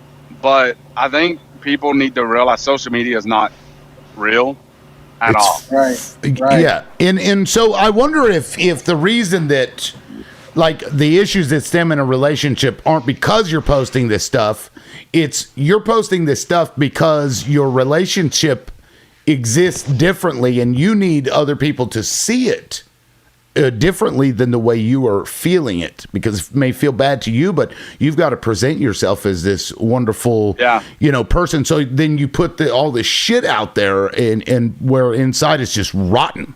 It's like, I never would have thought that the serial killer was next door. I've known him for 15 years. You never know what's going on behind somebody's door, no matter what they say to you. And to the point about the being scammed, men and women have done this to each other for a long time, where a man will present himself as something different than what he actually is. That's a fucking romance scam right there. Women also may present themselves in, you know what I mean? So it's not so different than what we do in relationships to try and, peacock to get a partner. Well, every relationship starts off as kind of like your best, right? Like you're gonna present your absolute best, right? Because you're attracted to your you're attracted to your partner, so you're gonna wear your best outfit. You're gonna make sure you use the mouthwash, so you're projecting what's the best of you, but normally that's not you 20 or 30 days out of the month. Yeah. Oh, you didn't tell me you had a severe case of halitosis, motherfucker. No. Smelled like wintergreen whenever I saw your ass. But maybe that's part of human nature. Of course, the fraudulent scamming stuff is ridiculous. That is, God, that's the worst. I've heard some like horror stories. I seen a dude, he was talking to this chick for like almost a year before they tried to sink in, and the guy ended up like spending all of his money on this person. Fucking crazy. Well, you ever watch that 90 Day Fiance? I haven't. Seen that? Oh God, I can't. My wife watches it, and I've been suckered in, and but it is crazy what these guys will spend on these foreign ladies, and half of them are just after citizenship or money. Right. And it goes both ways. It's not just a female thing. If you watch it, it's a male thing too. Everything is transactional for billionaires. Yeah, well, the males, first of all, I'm a average looking dude at best, okay? If a 10 out of 10 from Colombia is talking to me, you really think she's attracted to me? Right. Come on. Right. Right. She found out I had, more than $5 in the bank account, and she's like, and that's funny. The same thing with women. Like they'll be dating this like strong, attractive, like D1 athlete from Cambodia, and the chick is not a catch, and then they act surprised when they get over here, and they're like, "Oh, I'm leaving you." Right. It's like, but it's hard. I mean, and it's not easy being a female either. But I think a lot of male issues get downplayed, because as much as the same people that are telling us that we need to go talk to therapists, in the same breath, like we are looked down if males we talk about it. Yep. Oh, you're whining. Why? Oh my God, you're whining. Yeah. Yes. Yep. And you're I'm right. very much like, I'm going to solve my own issues because that's just mentally who I am. Like, it has nothing to do with like wanting to be a macho man. It's just like, No, you got to go to your cave. That's you go who to your I cave am. Like, and you say, fuck off, I'm going to go to my cave. Work I it just out. Do tore- my cave thing. And when I figure it out, I'll come back. I probably just Right? tore my Come out of your knee, cave. and I'm in the middle of demo in my shower, and like I can't finish it because of that. And I'm over there trying my best because I'm like, I'm not paying someone to come do it. And then finally, I was like, I'm paying someone to come do it. You know, because I like couldn't finish it because my knee keeps buckling and twisting and all that good jazz. But yeah, I mean, I think there's a sector of guys that are like that. Like, let me just figure this out. I don't need external help. I'm going to figure it out internally first, then figure out an external. That's how I operate. Like, let me figure it out mentally, and then I'll reach out for help if I need it. Yeah, I just wanted to add to the, the comment of people pretending to be, something that they're not. So, like, NASA had an issue with the male astronauts with their urination sheets, right? Because I guess they had like small, medium, and large at first, and a lot of the guys were saying, "Yeah, I'm large," and they had slippage, so they had to make a slippage. Yeah, no, that's serious. So you can look this up. So then now they had to split the sizes up to large and humongous because now men will be more honest about it. It's like, oh, okay, I'm not humongous, but at least I'm large. So wow. I'd go with small. Look it up, Lib. I'd go with small, so when I didn't fit, I'd feel better. You didn't about know myself. the first astronauts wore diapers, Loudmouth? So no, I didn't know that they were worried about whether or not their dick size was large or not. They were like, they got I'm the 6. first guy in the capsule. That's well above average. That's got to be large, right? Hey, Loudmouth, I just wanted to say, I wanted to say to these guys here, I could tell that, hey, if we were in any other live right now, that, they're probably arguing with each other about dumbass shit. And yet we've all been able to sit here and talk about men's issues and without the noise of all the things that are going around us. And I just really appreciate that. I like to talk to guys that might not agree with me. It's okay, I'm good with that. So I think that's where we start with our common man theme, where the common man starts to unite together against this tyranny. Can I? Yeah.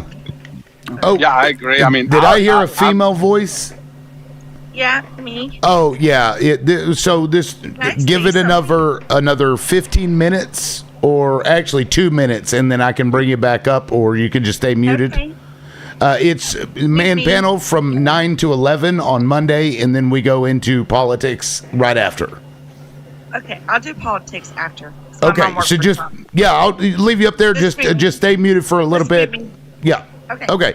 And thank you. I appreciate that. Matter of fact, Sabrina, I'll go ahead and bring you on because we only have a couple minutes left anyway.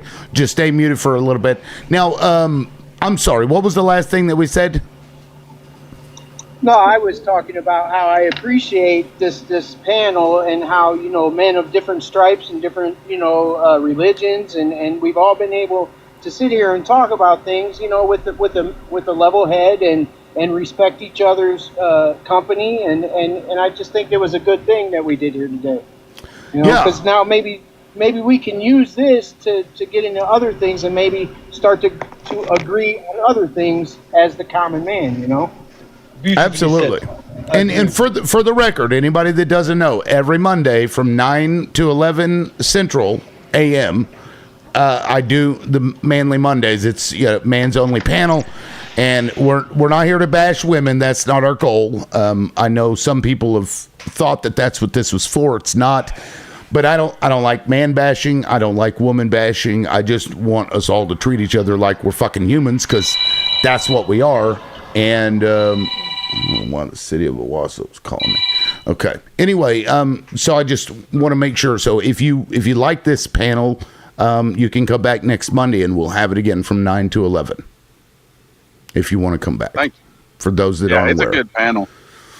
Yeah, and it's sad that hooligans usually always hear this is the first one he's missed. I've been doing it for a couple of months now, I think. Yeah. Missing hooligan. I'll have to reach out and make sure he's okay.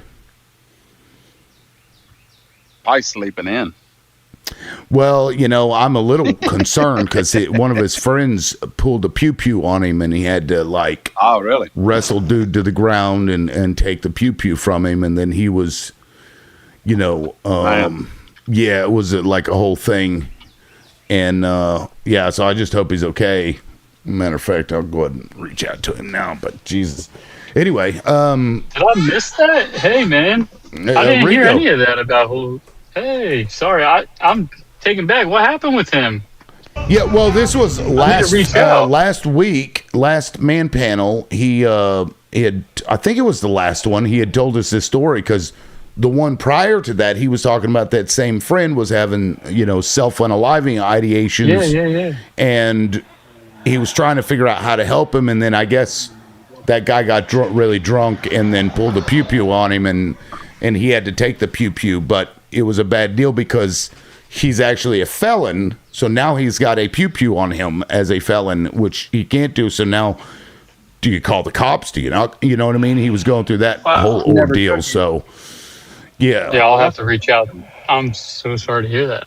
Yeah. No, and he always loves this show, and he's usually the first one here, and he hasn't shown up, so I'm a little worried about him. Yeah, he's a good soul so far, what I've taken from him, man. Yeah. That reminds me of my buddy,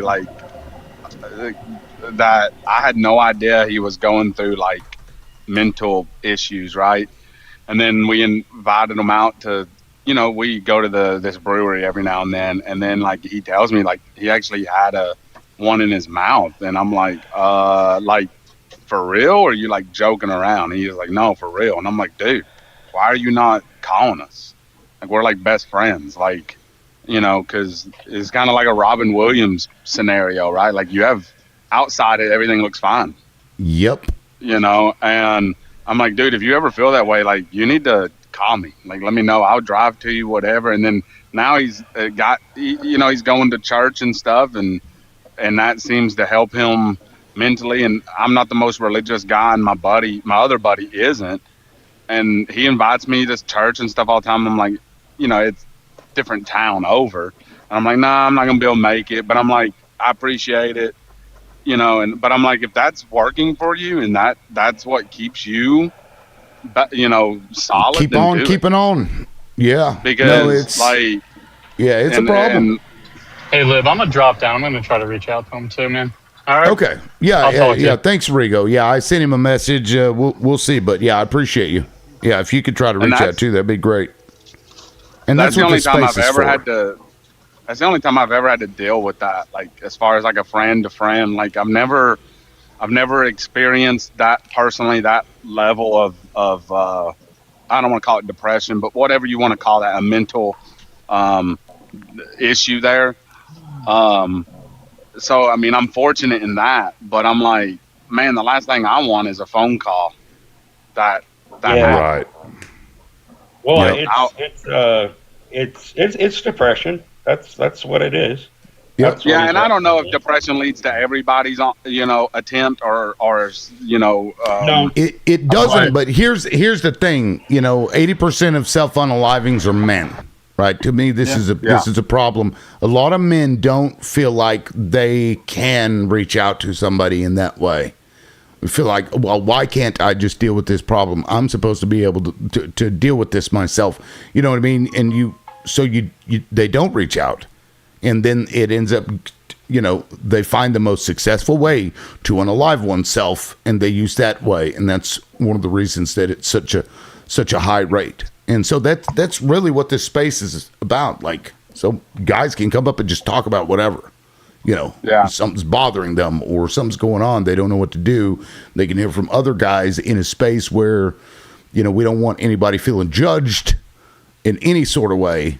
That's the goal, And I wonder, sometimes I wonder, is it why it's such a male heavy dominated category, like, and that's why I still think it's like a biological issue, because like if it wasn't, would it be so heavily male?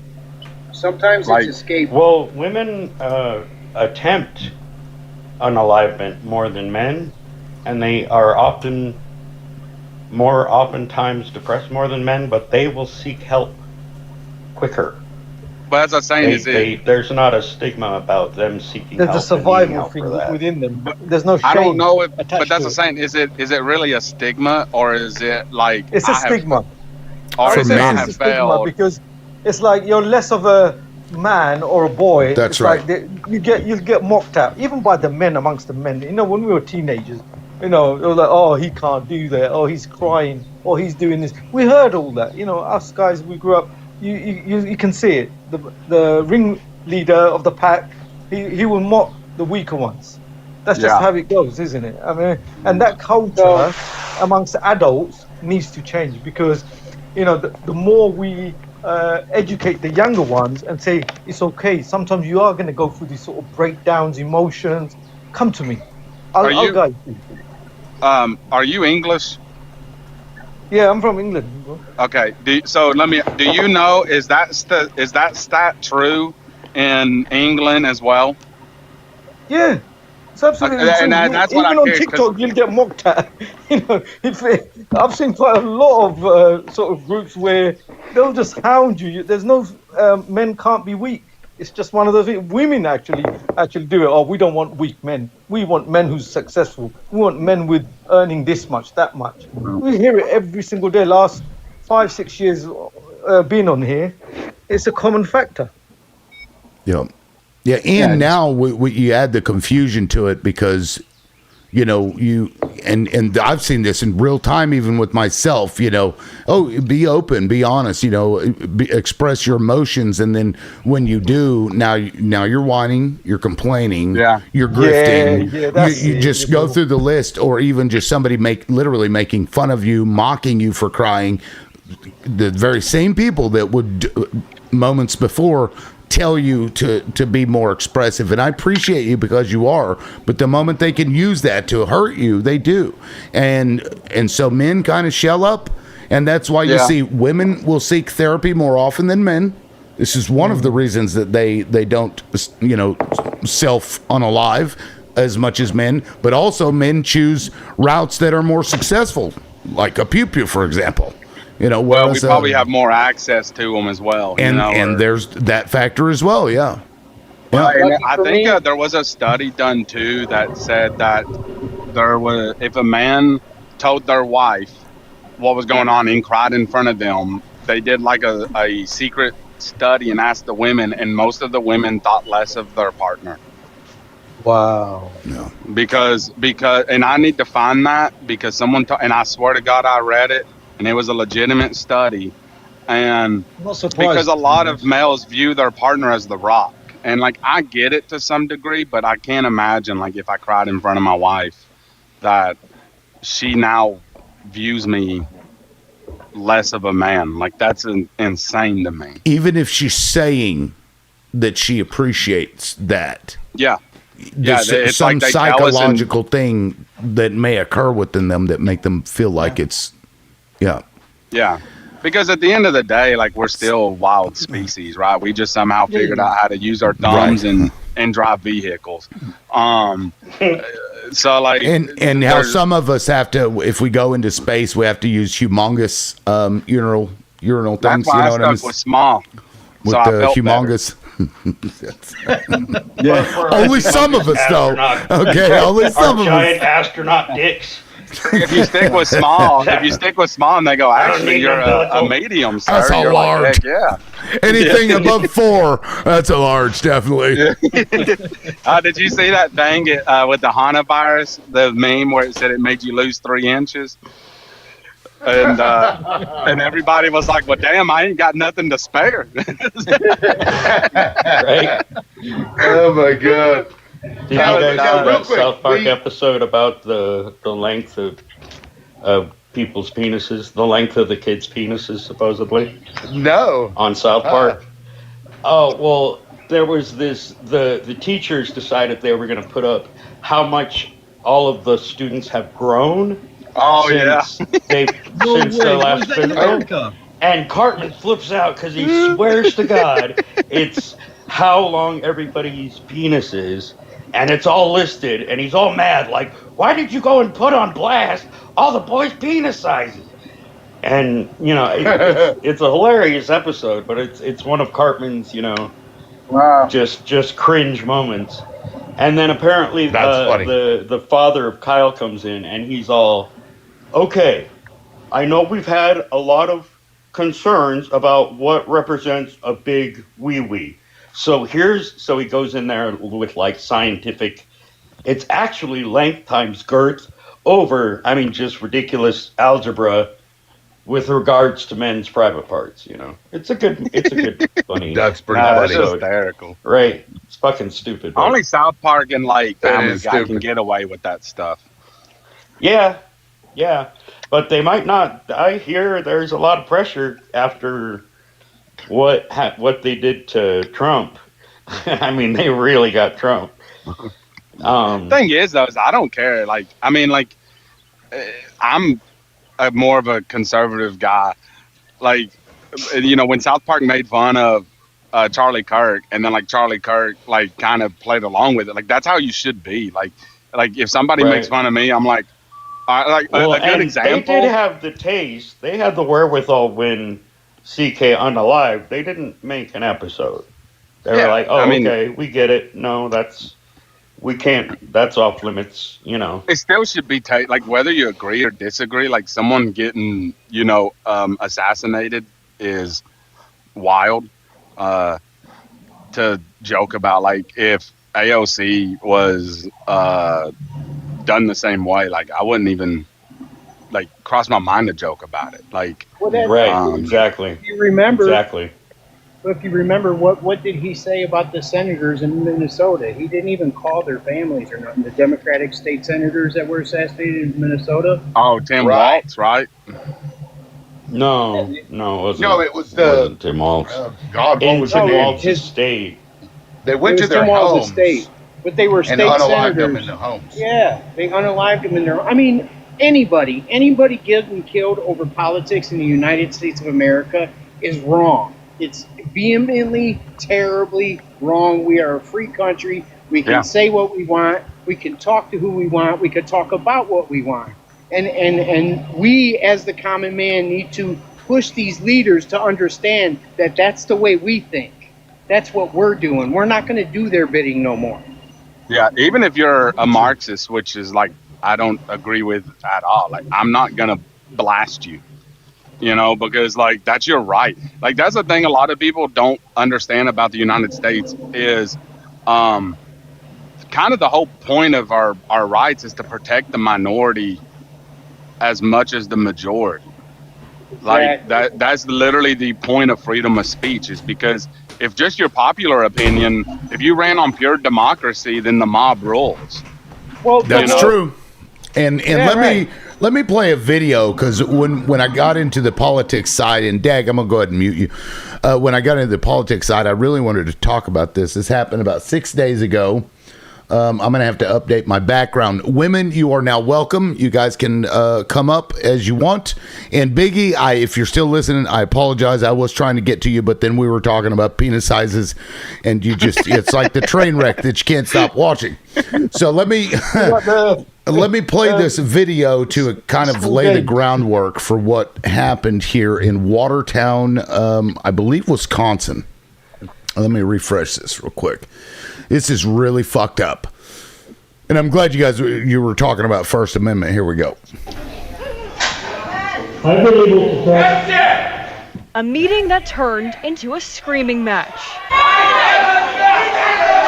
The Watertown School Board doubled down and in a 7-1 vote decided to remove a piece of music from the spring concert that's days away. This is a perfect example of what everyone sitting at this table ran on, which was ending indoctrination in the classrooms, and ending radical curriculum. The board said it violates their controversial issues policy by, quote, indoctrinating kids and endorsing violence. They also placed blame on the band director's intentions. Political violence is not something we praise with music or song. Bullshit. I do think everybody in this room has a right to be appalled, but it's at your music teacher. The piece at the center of this controversy is titled A Mother of a Revolution. It was written to honor the legacy of a transgender activist named Marsha Johnson and the 1969 Stonewall Uprising, which was a series of protests led by LGBTQ+ people in response to a police raid in New York. Before the decision was made, parents, students, and musicians pleaded to let the music play. It's a band piece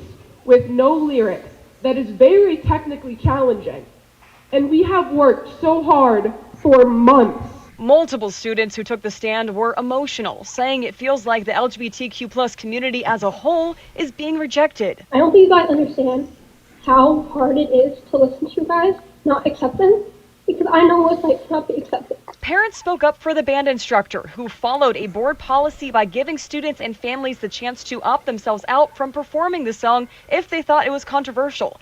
That letter was sent back in October. That should have been the end of the story. Despite dozens protesting, the school board voted to remove the piece of music from the concert. After the meeting, reporters were told to wait for members to ask further questions. I got no answers. Are you guys going to be watching the performance at all? Are you going to see the performance, sir? Are you going to watch the performance, sir? Are you guys going to talk about your decision on this? Why you absolute made this scumbags? Decision? No? Yeah. Is there any way I could grab you for a comment on this at all? No comment. Are you sure you don't want to talk about this decision? Are you going to see the spring performance? Let's be clear. This piece of music has not a single word in it. It's instrumental, I believe, with the woodwind section. And they're talking about political violence should not be celebrated in music. Motherfucker, the Star-Spangled Banner. The Star-Spangled Banner is a goddamn piece of music celebrating violence, political violence. What, like, and so even in the thing that they would have distributed at the concert, it doesn't even go into detail about what it represents. The only time that somebody would know is if they already knew what the piece was, who wrote it, why they wrote it, who they wrote it for. This is absolute insanity. And so we talk about losing our First Amendment rights. Like, what? Now we're going after music? What is wrong with this country? They're going to outright ban early technical musical piece because it was written by LGBTQ and celebrating them. Well, it wasn't the composer. I don't know if the composer was part of the LGBTQ community. It was written in 2019, supporting this Marsha P. Johnson back in 1969. I believe is when that riot went. So it's not even that. But I think I know what Ball Talk is going to talk about, the difference between the Star-Spangled Banner and this song. The difference being that Star-Spangled Banner is also racist as fuck. So they'll celebrate a racist, politically violent song. Yes. And if you have something that holds up, and for the record, this was a trans woman of color. Black. Right? Marsha P. Johnson was an over 6 foot tall black trans, so they're not going to have that. Right. Because keeping in line with America, they're doing what their predecessors did. They're thinking lock, stock, and barrel, and keeping the white supremacy and racism at the Star-Spangled Banners. I think at third stanza. Third stanza. So racist as fuck. Ugly about N-words, bloods, and slaves' blood. It's so ugly, but that goes with America, because America's default setting is racism and white supremacy. And that's why this school board did that. I don't care if people had just been humming it. If it was in honor of a black and then a transgender black, we're not having that in our lily white school. That's not going to happen. Yep. That's what we have to understand, that race is in everything, even when you don't realize it. And right here, third stanza. Yes. Their blood has washed out their foul footsteps, pollution. No refuge could save the hireling and slave from the terror of flight or the gloom of the grave. And the star-spangled banner in triumph doth wave o'er the land of the free and the home of the fucking racist piece of shit. So, but guess what? And that flag is just as violent towards black people and other marginalized communities as a Shakti flag would be to those little hat people.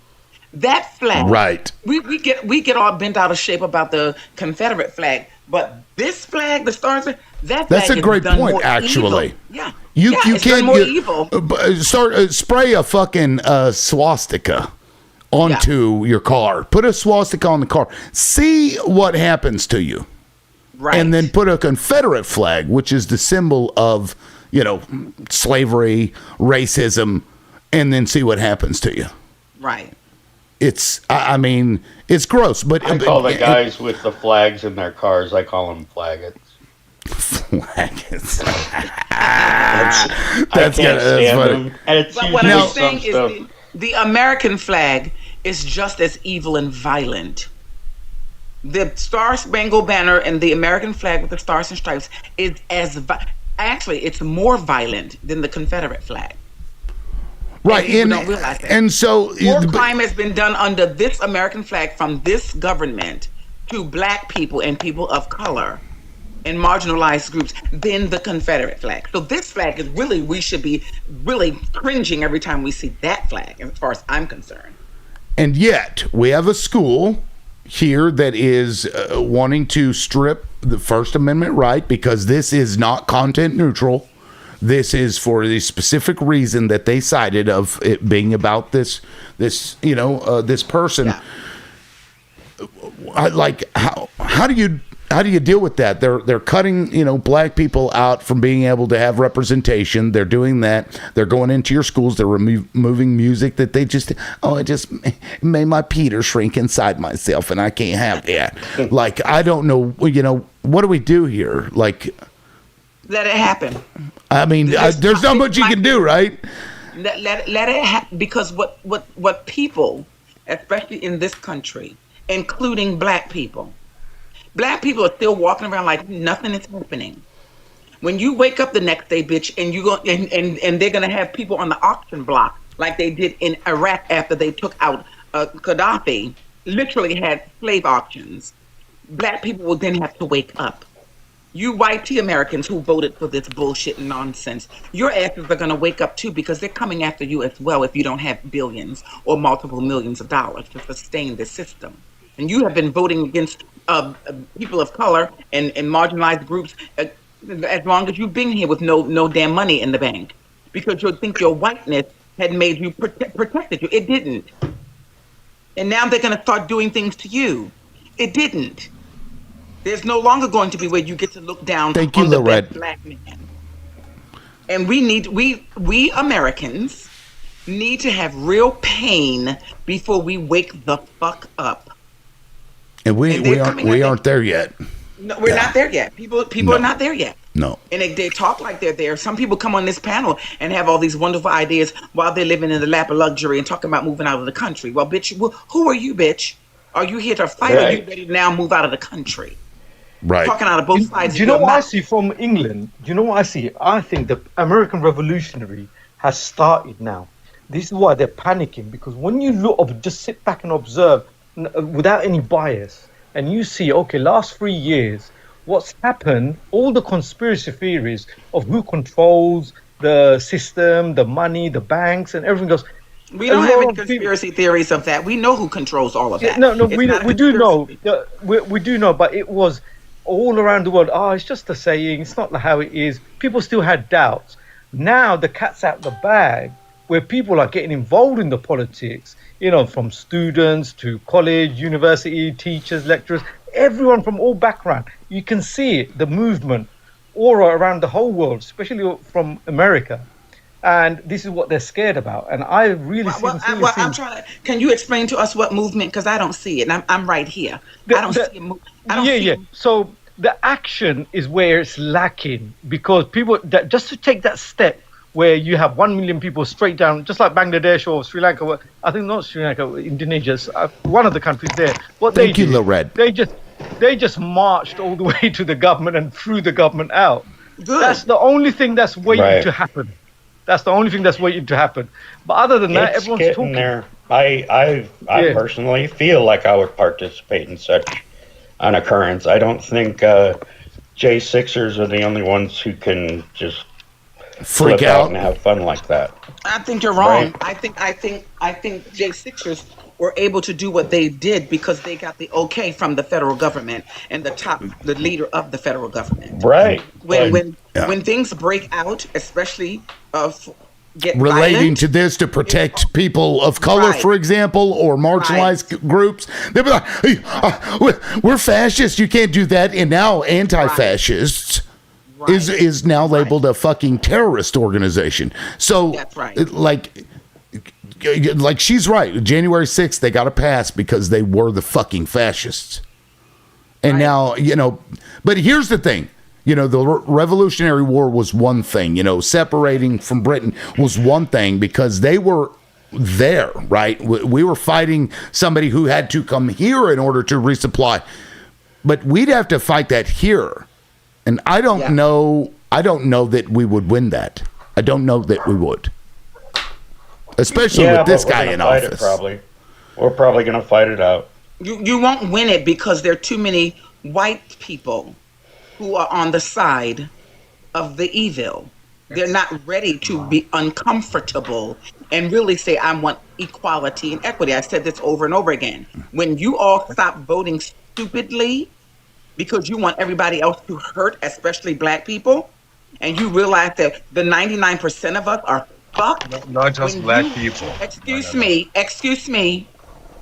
It's black people. That's the main number one target for white supremacy. Then everybody else comes after. And you cannot say that that is not true. When you all stop voting stupidly and stop wanting to harm black people, number one, that's why we don't have universal health care and a whole lot of other fucking things in this country, is because you want black people to suffer and not have those things. We can go through history if you need. I mean, we can prove it to you. When you see it, it's hard to unsee it. At least here in the United States, and I imagine that's true pretty much wherever they went. You get rid of the indigenous because it reminds those Europeans that this wasn't theirs. So you get rid of them for that reason. And then when it comes to black people, they see them as just creatures. That's how they view them. That's how they treat them. Right. And so if you give a creature, right, healthcare, for example, you will cut off your own arm if it touched a black person. I was laughing about this with somebody just the other day. I mean, these fuckers literally will gnaw their own arm off if it did that. And you can go through history and see this every single time. Unless they own you, then they'll bring you in their house and in their bed. Right. When they own you. But when you don't, when you're not owned, we can't have them in our neighborhood. Well, bitch, you just had me in your bed when I was kizzy and I was your slave. You had me in your bed, bitch. Now all of a sudden you don't want me in your neighborhood because you don't own me. These people are sick and demented, and you have to get over that part. Like I said, when white people decide that they're going to stop being stupid, you're never going to be like childbearing hips Elon Musk and be a billionaire. You're going to realize that we need to vote together. Because see, black people and other, I can't even say other marginalized communities because they vote stupidly also. Black people have always been on the other side of history, trying to move this country forward. Because we have always been number one target and not getting things. But we've always been progressive. That's why when I see a person that says I'm a conservative, what are you trying to conserve, sir? What are you trying to conserve in this system of white peace supremacy? And I land my plane. Yeah, Rox, I think you'd wanted to jump in there. Yeah, so you're welcome too. It is true. So the mindset is, and remember from the beginning, what I was saying is, we all suffer. We're all in the same boat. The common people, we are all on the same boat. The rich people, they know how to, like I'm talking about the people in government power, the corporations, they know how to manipulate us, and they need the So I don't like really using the right wing, but it is the right side of the voters to stay in power, and they've always used the prejudice sort of card where look, it's the ethnic group taking your services, you know, and Right. they play on that prejudice. Or at least you're not as bad as that guy. Yeah, right? yeah, exactly. Yep. So they say, oh, look, he's taking it, or they've got all this. It's because of all of them. They come over here, they're taking this, they're taking that. And they play onto that prejudice and to get their vote, so they stay on top. And I really, really sincerely hope that, you know what, in this 21st century, in 2026, they can see this for the last 3 years. The cat's out the bag now. You can see how this monetary system is being played against each other. Now you should be able to be consciously say, do you know what? I don't care if that person's black, brown, or yellow, whatever color. I'm in the same boat as him or her.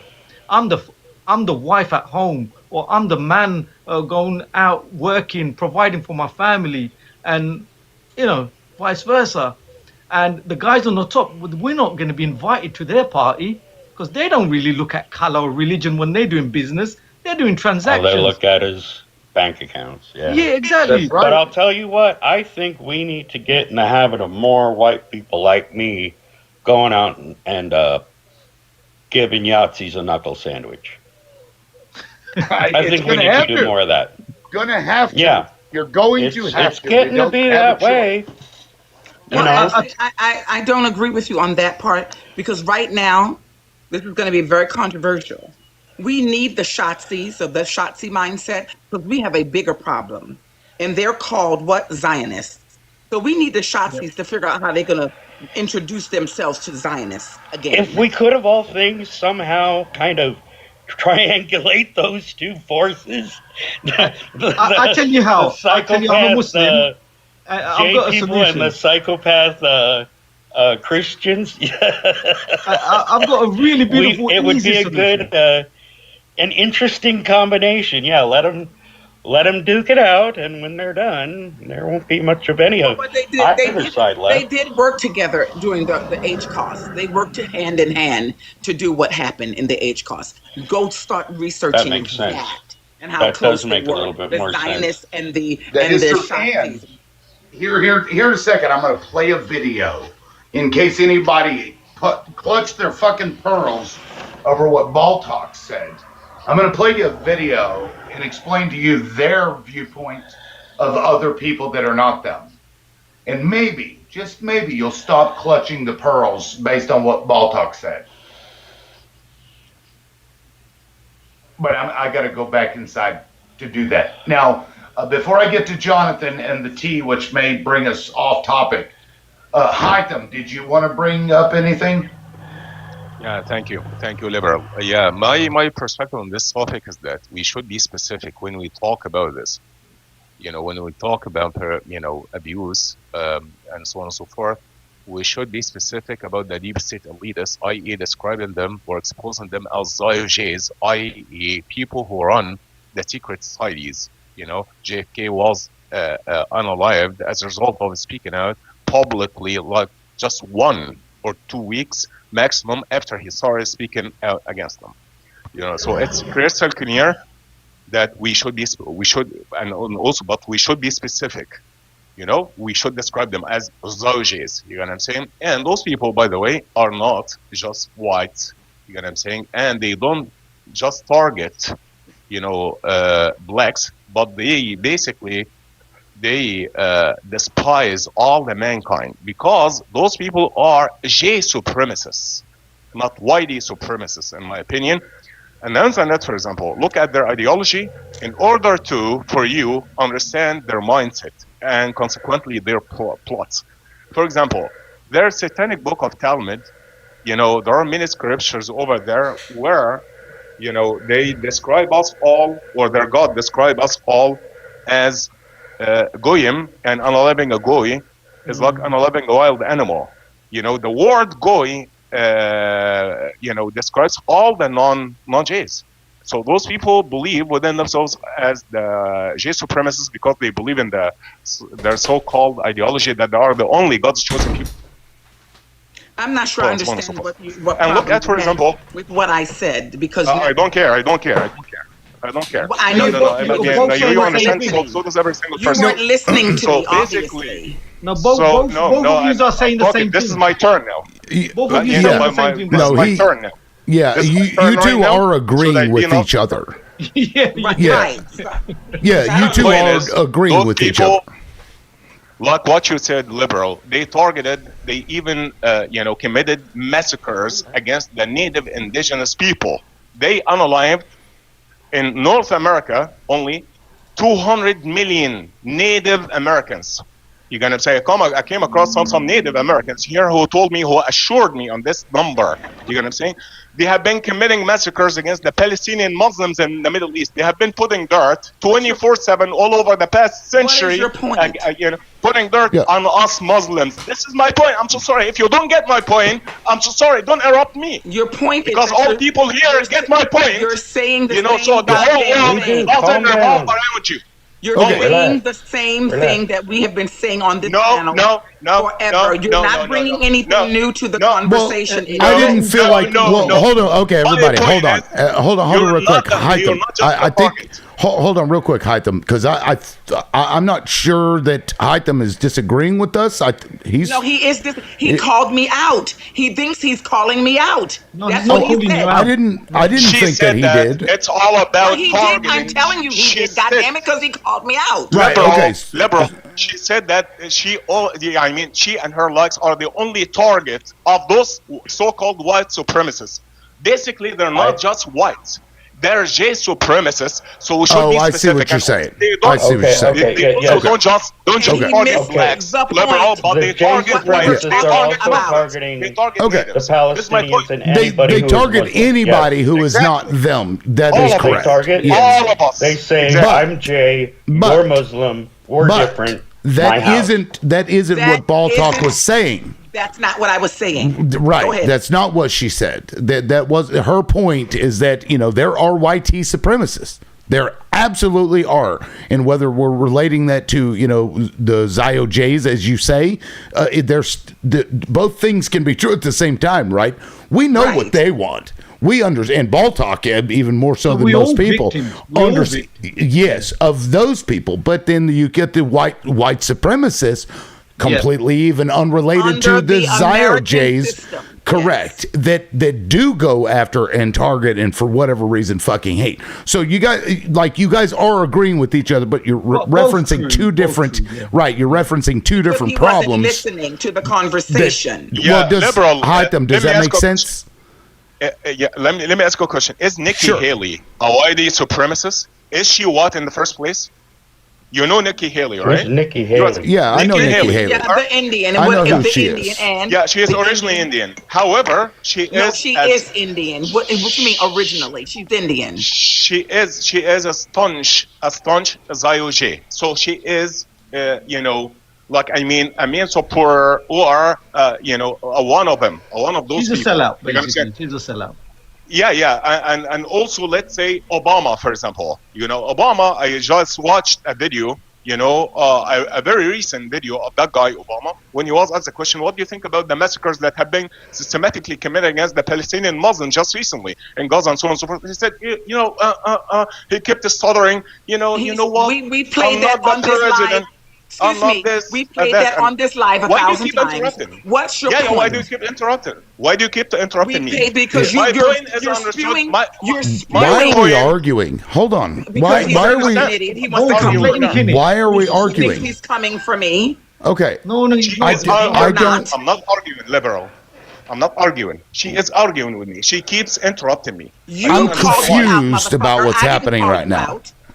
Basically, liberal. I can see what's happening. Look, Hytham is passionate. He wants to say his piece. He's not. My observation. He's not specifically targeting Walter Gonzalez. There's a difference. He called my name. Replay it.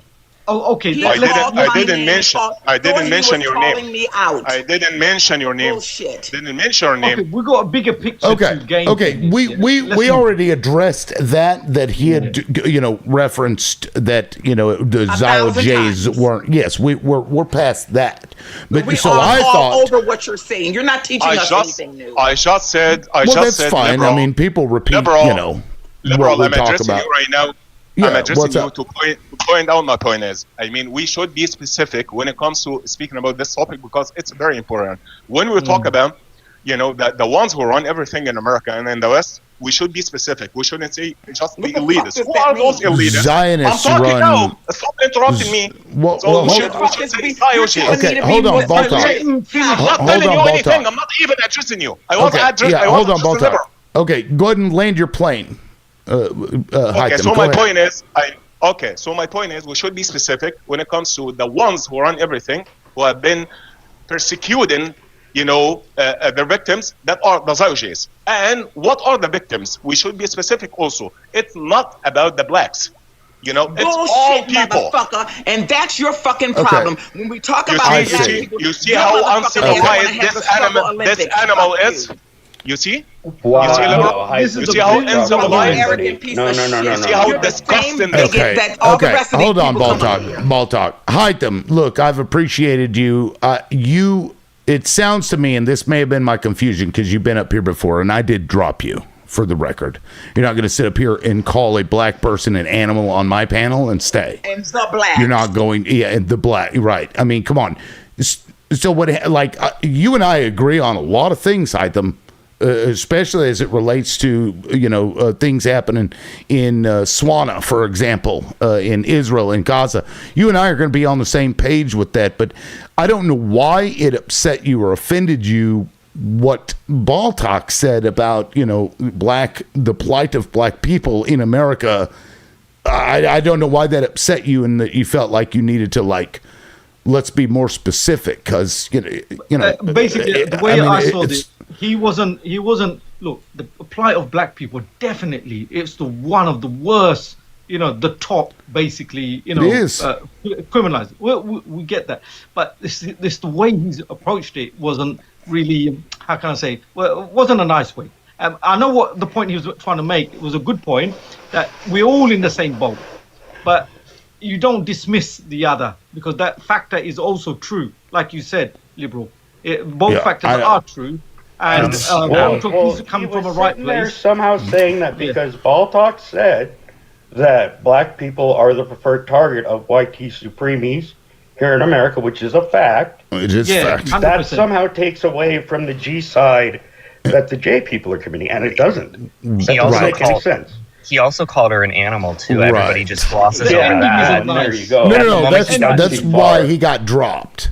That's why he got dropped. All of a sudden, but his we're all hood in is the off, same right? boat.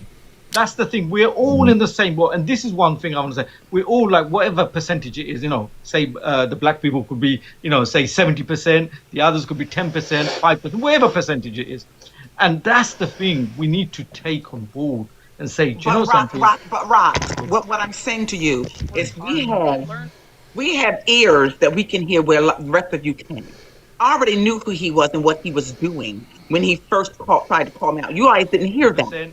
Whenever we talk about specific, and that was very specific for me to talk about the plight of black people in America. And for the record, for anybody who keeps talking about natives, the original native people, lots of them, millions of them, were black, copper-colored people, reclassified in this country. It's all in the documents and shipped off to other places. You want to take that and go down that road? I do, because that's not accurate at all. Excuse me. Okay, hold on real quick. I've got to.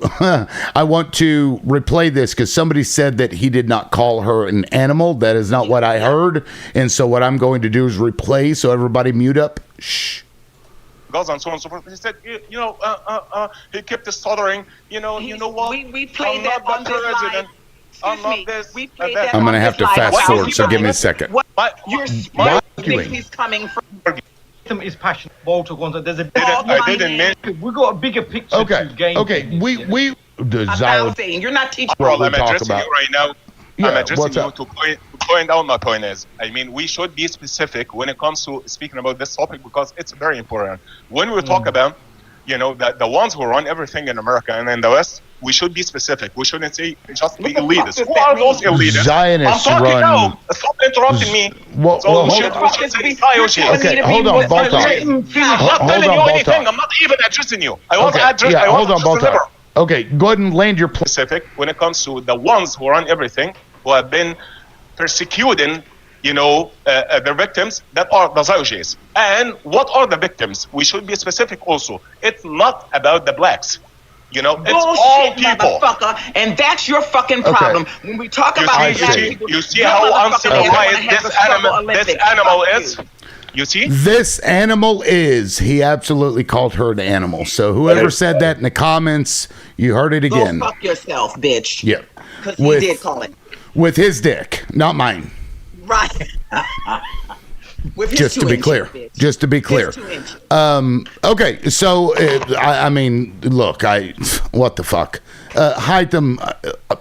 I don't like that shit. That shit don't bother me. Let that don't bitch like. appear. Well, I don't like that shit. I don't like that shit. So, but Lib, we talked about this. All of these quote unquote other groups hold on to white peace supremacy, and if they could snuggle up to Donald Trump and lick his diapers, they would willingly do it, like we've seen the marginalized communities in this country do. Here's what I'm going to do. I'm going to hide them. I'm going to bring you on. Just stay muted because Jonathan, and we can just kind of all chill for a second. Jonathan has some tea.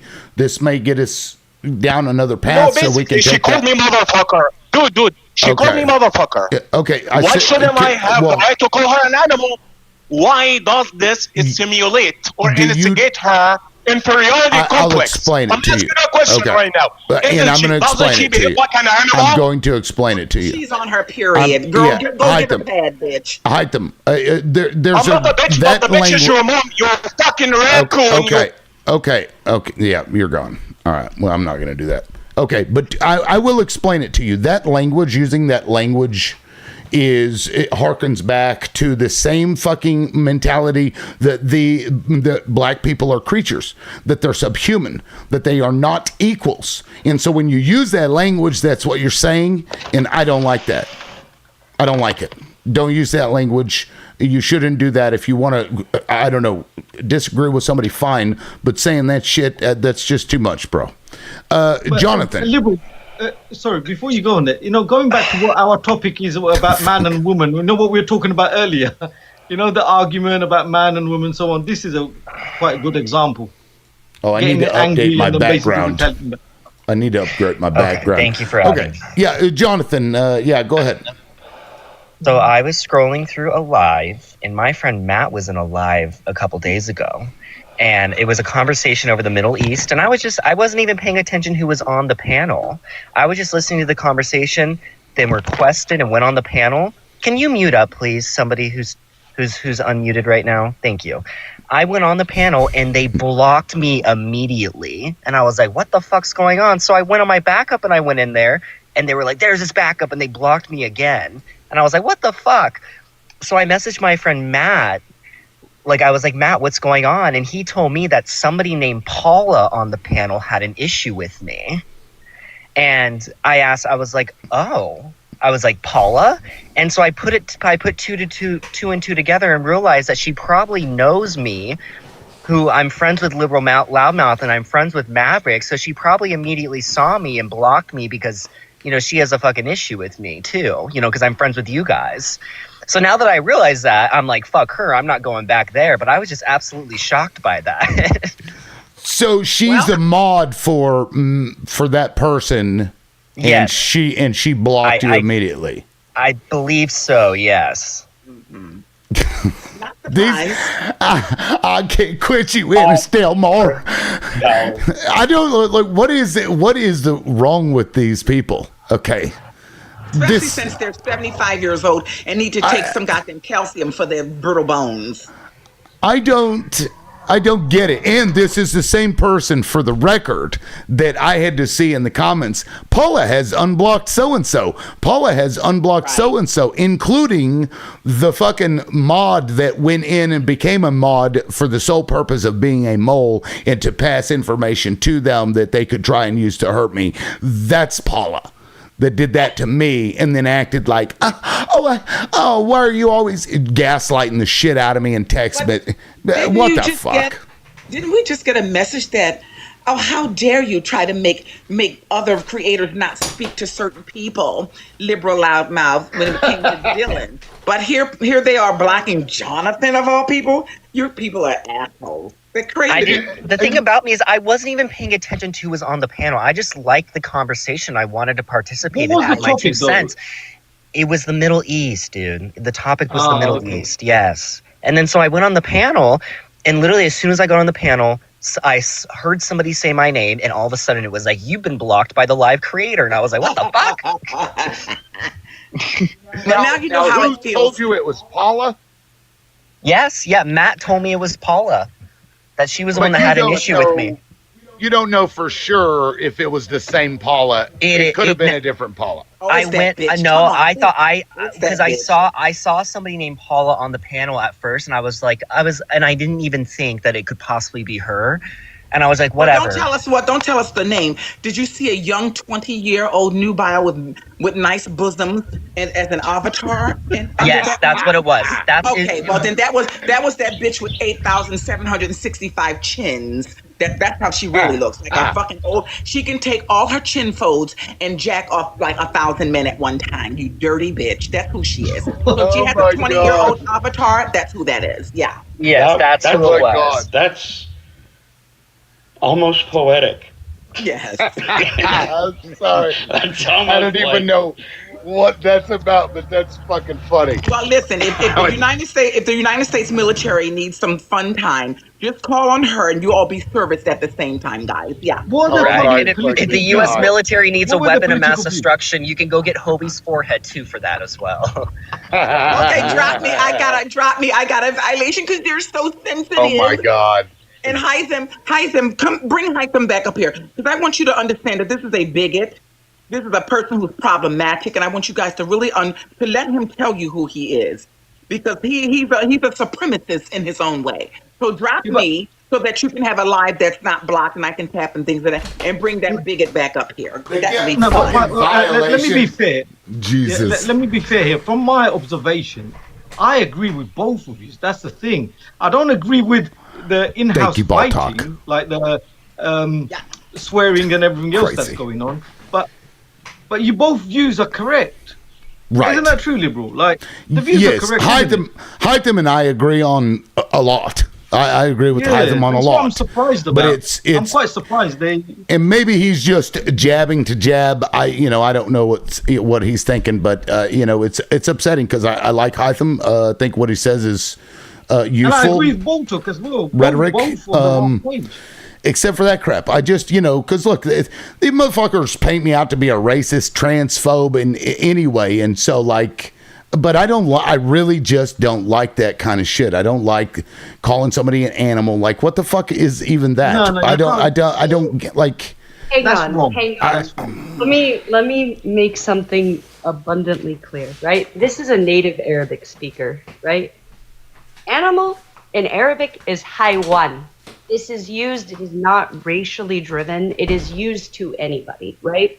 But what I saw when I was watching this interaction is Baltak was making fun of his English when he, because I remember they were talking about somebody, I don't remember the name of the person, but he said she's originally Indian.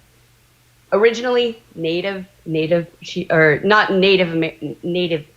or he was talking about ethnicity versus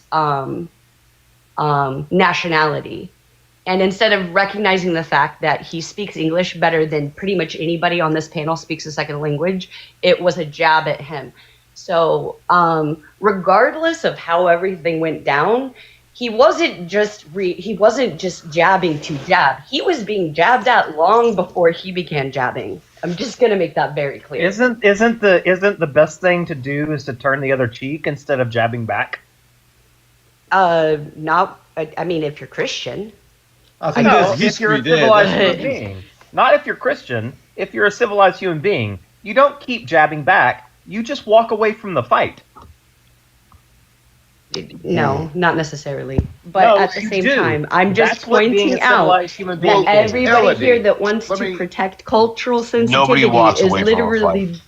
I walk away from all Exactly. kinds of fights. Okay, I'm Kyle, not but sure guess how what? safe cultural I don't turn the other sensitivity cheek. is on this panel. Well, let me ask: is when he says this raccoon has inferiority complex? There what do you you think that is? How do you Well, I justify mean, sure, that? that one is. But what I was saying is the other things that he was saying, right? Like, for example, again, he was being attacked for simply phrasing things in his second language. And you think he's going to walk away and just be like, yeah, that's fine. She I did. didn't I hear literally that. go back to the recording when they're talking about originally. She makes a snarky comment. Originally, what do you mean by that? Something to that effect. Basically, look, Like literally just making fun of his English. He was saying it was related to the calling Nikki Haley in Indian, right?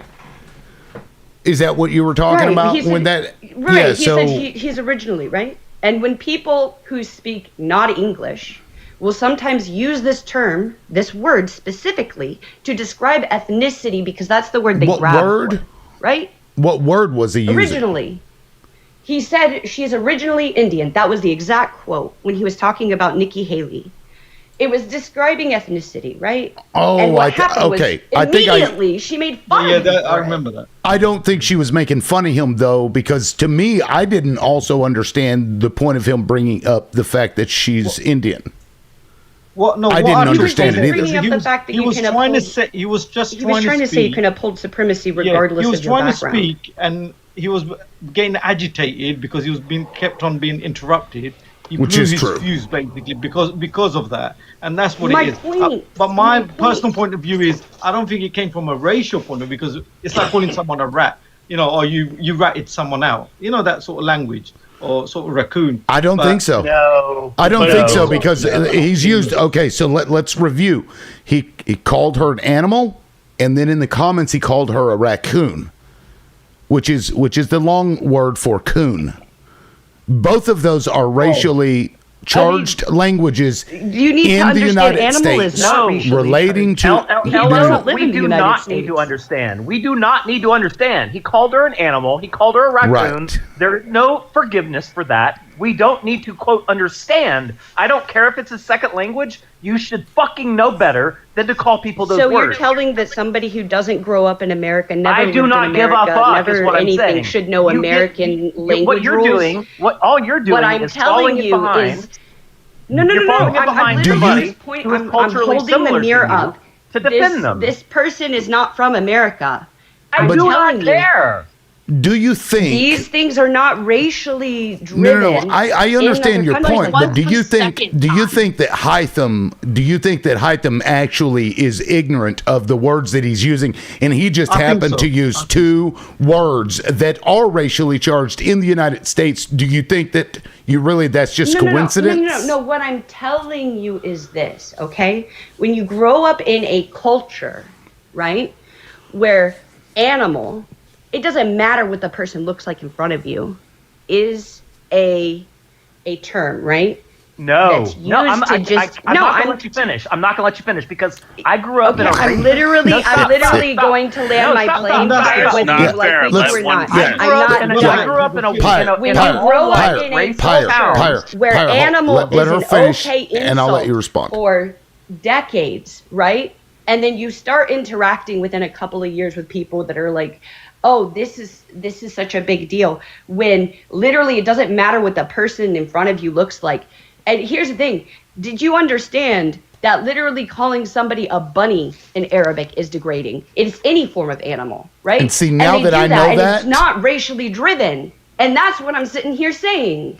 But now, Nobody if wants I to know, take the same cultural sensitivity when it comes to other cultures, but we want to apply our culture onto other people, and that's all I wanted to point out. I think Hytham is smart. I think Hytham knows exactly what he's saying. I grew up in a I don't in a think that it's tiny just little- an innocent, I'm not an American. I don't understand. I don't think that that's Elo, true. Elo, you said you shot your shot. You shot your shot. Yeah, You landed your yeah. plane. Pyre, Right. go ahead. So I grew up in a tiny not little saying he racist town, and when I left that town, I left the language behind. I tried my best to avoid that kind of language because I fucking knew better. I knew it was wrong, and I didn't bring it with me when I left that culture. So you are just someone who's defending someone of similar culture out of knee-jerk reaction. What he said was wrong, and it would be great if you would just say what he said was fucking wrong. What I'm saying I tell you, I I will what I agree. think now, Don't say, don't I think say. I think what would be fair, instead of us speculating and dragging this out, give both a chance to say, why did you say, and why did you mean what you said? Be honest and be transparent and own it. I think that would be the thing, because we're going to all speculate, and then people are going to say, you're being biased, you're being this, you're being that, and it's going to just carry on. And our bigger picture, what you're here to do, it's going to get lost in that process. I think the biggest issue is the fact that he did it not once but twice. So he knew because he got dropped, and then he decided to use a different form of that language. Didn't. Right. I'm not saying he was completely ignorant. Let me explain something. There's a knowledge of this word is bad towards this person. There's also an ignorance of the meaning behind, right? So when I'm saying, when someone says, yeah, don't say that word to that person, right? This person may not have been educated on the why. This person may not understand the gravity. That's what I'm saying. So when you talk about, when you have somebody who's just sitting there attacking them because of the language they use, calling them a motherfucker, which she did, right? And then he's like, well, you know what? Fine. I'm just telling you from my perspective. If someone is calling me all kinds of things, sure, I'm not going to use a slur because I speak English like that, and I understand the gravity behind that, and I understand the history, right? Well, so are you hold on real quick. Okay, and I also want to point out that we were talking about racists, right? We were talking about that. And then we were in Ball Talk said that, YT supremacists, their number one target is black people. When Hytham came up here, the problem that he had was with her saying that. So he came up here as if like black people aren't the number one target when that's what we're talking about. And then uses that language that says one thing to me. And it's that some form of disrespect. But again, I Hytham's been up before. I gave him the benefit of the doubt, and I brought him back up, and he continued to use that language, and he got dropped again. And so there's no doubt in my mind right now. There's some form of him internally that has this mentality, right? And well, I mean, maybe when you're classified as Arab and all of the people around you are being completely slaughtered by the same people, that would warp your opinion on some information like that. Tired of that. Again, so that you're expecting somebody from another that illustrates culture. Exactly what you're doing. You're not arguing right or wrong. You're siding with somebody from your own culture because you don't like the fact that they were called out for their bullshit. No, I'm not saying not to call them out. I'm saying that at no point did anybody calm down, have the conversation, right? Yeah. And also what I'm saying is the second that he tried to bring up the point of the conversation, right? Because again, when you're watching the people around you being unalive, which is far when you watch what's going on in Palestine, when you watch what's going on in Sudan, right? You're looking at this from a perspective of, I'm seeing a ton of people getting unalived, and I'm seeing American politics. Okay, all right, that's cool. absolutely wait, hold on. Pyre, I want to say this. Damn it, Pyre, you talk too much. I do. I want to say this. Let's hear Pyre. Go on. I want to say this. So the best way to get men to stop essaying women is for men to call out other men. So the best way to get Muslims or Christians or whoever to stop being racist is to call out your fellow Muslims and Christians. Right. No, but I instead, agree. you're backing them up. Bravo. No, what I'm saying is you guys didn't even give the chance for the conversation to happen. I didn't need to give him a chance. He called her an animal. He called her a raccoon. Those are all the chances that you get. No. That's not That's true, your though. favorite. Okay, That's so my God. You didn't let the conversation real go. quick, and I'm going to because pause this. He was called a Elodie, motherfucker. Elodie, one second. I gave Pyre some time, and then I'm going to go back to you and get some time because we have a lot of people that haven't gotten a chance to really say anything, T-Beans specifically, but I'll let you respond to what Pyre's saying now, and then T-Beans, I'll get to you after that. So go ahead. I'm going to add a little bit of time. Go ahead, Pyre, finish your statement. Oops. Oh yeah, I was pretty much done. The best way for us to regulate each other is to call out the people inside of our in group. And what Elo is doing is instead of calling out, and I don't listen. The word motherfucker is not at all equivalent to the word animal. So you cannot equate those two. Motherfucker is just a friendly cuss word. Animal is a direct attack and racist, and you know it. And instead of saying I know it, you're backing this fucker up. Yeah, because I would say he could have just said I'm pissed, and I was just said something shitty, right? He could have said that, but I brought him back up. He did it again, and so But go ahead, Elodie. Go ahead. I'll let you respond, and then I'm gonna T-Beans. I'll get to you after that. Go ahead, Elodie.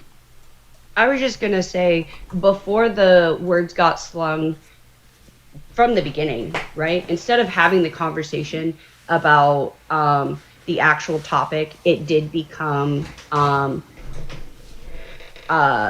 talking down to the person, not actually having the conversation. And so if you're not ever going to have the full conversation and let it go to its completion, then how can somebody learn if the first thing you're going to do is get angry at them for bringing up Palestine, for bringing up even what's going on in Sudan as a way to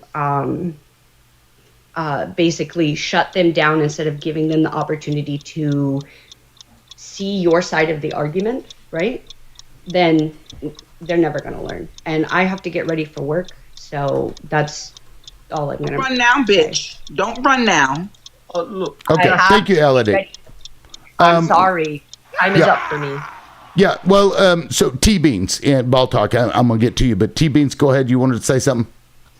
Yeah, I was just going to say that saying that he didn't have the opportunity is a complete and total lie because, Lib, you stopped, tried to explain to him what he did wrong. Even after you dropped him, it was explained what he did wrong. And then he came up and still decided to do that. And I'm sorry, but I've seen him on this live several times. Not only did he's never done that with a man, he specifically did it with Ball. And I get that he was being interrupted and he started to get high in tension, but at the same time, he was also interrupting her as well. So they were both doing that, but to make excuses for the things that he said and try to say it's a cultural thing is complete bullshit. He's been up on this live more than enough times to know better. That's all. And I'm sorry, he starts with animal, he doubles down on raccoon, and then he's brought up and gets dropped again. That's 3 strikes. Come on. Yeah. And T-Beans, I think, made a really great point because I did tell him before I brought him back up, I told him why that was a problematic thing, and he continued to do it.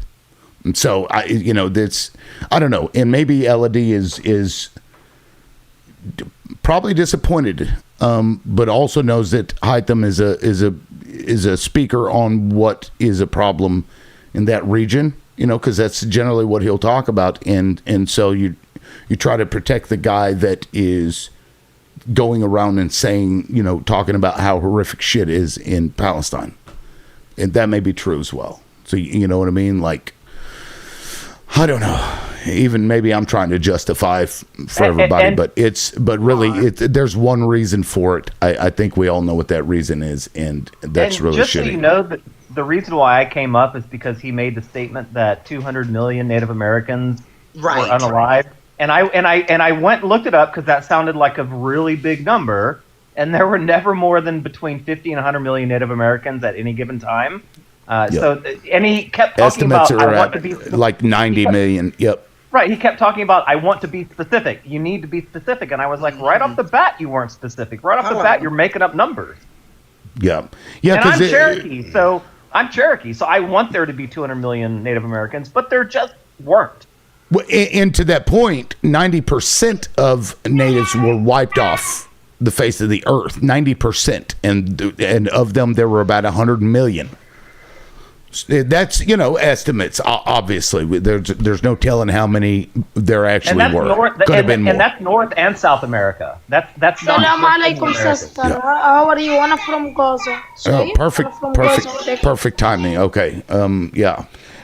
Now, Johnny, you've been waiting there in Baltic. 1 second, we're getting there. Johnny, you've been up there for a minute. You haven't said anything. Did you want to weigh in on any of this? No, I'm pretty good. I was going to chime in, but it's like 10 minutes ago, far past like what we were talking about. If you want to bring it up, you're fine, or I can come to you after Ball Talk so we can kind of go back in that other direction if you'd like. Yeah, let's keep going where we're going. Okay. And yeah. Okay, I'll come back to you. Ball Talk, welcome back. Crazy. Thank you. Well, listen, I want to say to the panel, to my American, thank you for recognizing what you recognize, especially you, Pyra. Now, I've been very vicious with Pyra, and we have gone back and forth. But thank you for seeing what you saw. That when Elodie came up here lying, she was protecting her countryman or her man of religion or whatever. They stick together. That's cute. That's cool. But I thank those of you who are American that you saw what she was doing, making excuses for this nonsense. Telling you that calling someone an animal is not so bad. Okay, but let's get their history together. Since they're Muslim. And we're not going to shit on them, but right now we're focused on other things. They also have a problem with Americans, particularly Black Americans. They still have slavery in some of those Muslim countries because they think of us as animals. Even Palestinians walked around with little N-word baby dolls and things of that nature, but I still fight for them. Even though I know that they're also with white teeth supremacy, right? But thank you for seeing and recognizing. It's like when the Canadians were up here shitting on America, I snapped on them. We can talk about our country, but bitch, you're not coming up here. So I thank you guys for that. Because this is what's going on. Even though we are infighting, I'm glad you recognize that those people are still not our friends. None of those people, not those little hat people, and not those people in other Muslim countries, they're not our friends. They don't see us as their friends. But we have to. I disagree with that. Excuse me, Rock. I know, Rock, you disagree, but wait a minute right now. Go make a croissant. Go ahead and land your plane, Paul. Okay, I'm landing my plane. But what I'm saying is, I'm glad you guys recognize that every time somebody comes up here, they're not always going to be for us, even though they pretend they're for the cause. They're really not. They just want us to be the enemy of their enemy, and then they can start hating us again. Thank you. Which is a tool, and I'm not gonna because we have this other enemy also that I think we can all come together against, which I think is a good thing, but don't mistake that for somebody actually supporting and caring about you, because those are two different things. They could still hate your guts and use you for what they need, and then the moment that you've done what they need, you'll be, you won't be useful to them anymore. And I'm not, whatever. Rock's world. Go ahead. The thing is, look, Walter, I like. Thank you, Hubby's forehead. I don't know neither people. This is the first time I've met both of them on the live, so there's no bias there. I'm a Muslim, so I'm not going to turn around and she's going to have that sort of judgment where she's, he's siding or so on, or he's been a bit soft. Outright, I said it many times. It's wrong to use that language. He shouldn't have used it and whatnot. Yeah, but the guy needs to be coming up on there to give his verdict, why he said what he said, and needs to own it. That being said, you cannot generalize what's happening. You see, the thing is, this is my view, and this is a factual point of view, where the whole world was silent before October the 7th. Before October the 7th, the whole world was scared of the small hat people. That's a fact. No one has ever dared to speak up or openly. Even Candice Owen is a very good example. She owned that. If you watch her live and she says it, she was on the side of the Zionists. Her opinion changed, and when she started dwelling into the history and seeing for what they're doing, she started dwelling, and a lot of opinions changed. Why? It's because of what's happened. They got away with so many things over the years, including massacring the black people, including massacring the Muslims, controlling both sides of the spectrum. So we're all victims. Now, if we keep saying, I'm a more victim than you, and you are less, and I am less, that in-house fighting diminishes. It gives volume and it gives ammunition to the ones who are sitting on the top. And I still say that the black people are our brothers and sisters, the Muslim, the different shades of brown within the Middle East or South Asia, they're also our brothers and sisters, as well as the whites. You cannot leave the whites. There are lots of good, lovely white people, Christians, who were in London, 2,000 white retired people who want nothing to do with Muslim. There were atheists, there were Christians who put their neck on line to change the establishment. Why? So we got to recognize where there's good-hearted people, not by skin shade. That's got to be a given. We're all on the same boat here. No, thank you. See, and that's the problem. That is the problem. May I give you a quote, please? I wanted to say that I put my hand up. Okay, go ahead, Johnny. Go ahead. So I heard you say earlier that like Canadians come in here and bash. I can definitely see that. I was born in Canada, but I've lived in the U.S. since I was 16. I'm like 45 now. So like, but I hear a lot of backlash and back and forth between Canadians and Americans. And I guarantee you, if a Canadian had an opportunity to move to the U.S., they would. They just have to, you know, I don't know, unless they're super patriotic, but most would. And it's just, I don't get it. Like 10 years ago, we were all pretty common, good allies and this and that. I don't want to like take too much time, but like, I just don't see this divide all of a sudden so quickly and happening, and why. Look at our White House and our administration and look at when that started happening and when that person got elected. Yeah, exactly. Look at the frozen people's policy. But why are all of a sudden like, you know, like now Canadians are getting shit on, and Canada looks at the U.S. as like, oh, well. It's because the administration gives them the voice that they want to have, that they never could have before, and that's the voice of hate. They think it's okay now. Or is this administration just the culmination of decades or even centuries of pushing towards this where we are right now? Like, I don't think the Trump administration is not some sort of strange phenomena. It is the expression of what a lot of people in this country have wanted for a very long time. Right. Yeah. But it's not the majority of people, and that's why it's Trump's for sure numbers are so fucking terrible, and why you got people like me, who I would honestly say am a very peaceful person, not interested in any sort of conflict, really, if I can avoid it, saying, I guess I need to go and stomp some racist skulls, you know? We all do something crazy like that, because I agree. Voting may not do the trick. It may have to get worse. That's kind of what I'm and starting to ask I got my steel-toed boots for that. Right, So- that's what I'm starting to ask people is, if voting doesn't work, then what do we do? And there's only one Then answer. you go through a fucking big R. You're gonna go through. And these are things you don't publicize on TikTok. The things that you're talking about, because that'll end real quick. Yeah, I'm sure I'm already on a fucking list anyway. Right. I know. Yeah. Well, and Here's our I Antifa. try to be more specific and elaborate instead of saying, They know it's coming. That's why they're all building bunkers underground. They know what's coming. All these billionaires, and they know what's coming. That's why they have all the protections and what they think are protections in place. But they don't understand that the wrath of people can get to them wherever they decide to hide. The silver lining Yeah. is that it's the people versus the fucking corporate class, whatever you want to call them. It's not going to be black versus white. It's not going to be slavery versus non-slavery. It's not going to be that. It's going to be everybody getting fucked against those doing the fucking. Exactly. And now it's our turn to do the fucking. That's right. And just for the record, there was a congressman in one of those hideous southern states who just openly in open mic called for the doing away with the 14th Amendment. Yep. Ain't that cute? Isn't that cute?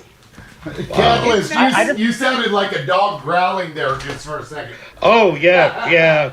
It's my voice box. That might be me. Sometimes I have a lot of wacky kind of talents. I can sit there and I do the same thing. I'm like, you know what needs to happen? Yeah. You know, a few decades ago, Farrakhan done a 1 million man march. Who remembers that? Louis Farrakhan? Minister Farrakhan. Yeah, Love Louis him. Farrakhan. He's been talking about the little hat people for decades upon decades upon decades. So, you know that 1 million man march?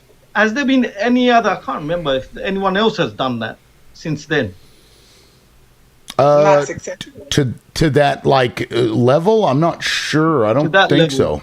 I don't think so. See, and that speaks volume because there's no outrage. So when everyone's frustrated and they're venting and they're fighting, in-house fighting as well going on, how on earth are you going to have that sort of unity again in America? You know. Well, first of all, we need to push aside. There was not unity in America even during the 1 million man march. That was for 1 million black men. They were surveilled as if they were going to do something, and it was the most peaceful march. So there was no unity in this country even then. That was a specific group of people to come together to hold yourselves accountable so that you can change your own environment. That's what that was about. We still had white supremacy wanting for those people to be unalived. We still have prison systems that target people that look like that because we need to feed until this prison industrial complex. So there was no unity there collectively. We've never had that. The civil rights movement was maybe the only one that had collective unity from people from all walks of life that really wanted change. And guess what? That shit was done away with just recently. So every time we make strides to have real unity amongst the people, they always take it away. That's and true. Like I said, a lot of these people in these other marginalized groups will snuggle up to white supremacy, vote for Trump and things of that nature because they think they're going to be a part of something. Now people are waking up and realizing we're fucked if we don't have $50 million liquid plus extra money in the bank because it really is about class as well. But the number one target in this global system of white supremacy is still black people, both on the continent and here. And I wonder how much of that is like the purpose of which is to give something for other racist people to be mad at while they pick their pockets versus we just can't stand these people. And so, you know what I mean? Like, right, which was born from, I think feudalism to a degree. It's, because literally, like if we all came together, everybody, of course, in this instance, I understand why certain groups will sit out because this is a fucking problem that one group has to fix because they created it. But you know what, Liberal? It's that thing that my pain, they know that divide and rule. First they play the gender, now they're playing, the Christians versus the Muslims. They're playing the atheists versus the believers. Now they're playing the all parts, and it's working. It's just working, and you can see it even within the TikTok discussion. Whose pain is greater, and then that's it. Straight away, I'm not going to acknowledge you. You're not going to acknowledge me. Now, we started this conversation on the common man. The common man has to agree on both terms. We are both on the same boat. We're in the same boat. And until you actually accept that we are suffering, one could be more, 80%, 20%, whatever it is, just accept it and try and say, listen, let's fight together. If you cannot see the same page, you already caused the division. You're helping to upper class. You're helping. By default, you're helping. Right. This is nothing new. I think we can all That's get the together reason. and eat the rich. This is exactly nothing new. Dr. King, listen, Dr. King was assassinated not because he had a dream and that he was talking fuzzy wuzzy that we all should come together and hold hands and I should kiss your feet and you wash my feet. No, he wasn't unalive for that. He was unalive when he got the poor people's movement going. And he asked for our check from the government. And when you want to get poor people together, they said, we're going to cut this N-word out because now he's trying to mobilize everyone. And that's when they took him out. See, he was a danger when he decided to say, we're going to all come together. As long as they got us fighting each other and thinking that one is better than the other, they win. Are you a teacher? You have a very provocative voice that stands out. Don't start. He's like that voice. That's it, detention. Detention round 2. I'm just saying, like, people will listen. Like, don't say. no. Yeah, some people have a certain gravity to their voice. I think Ball Talk does have that. It's a theater.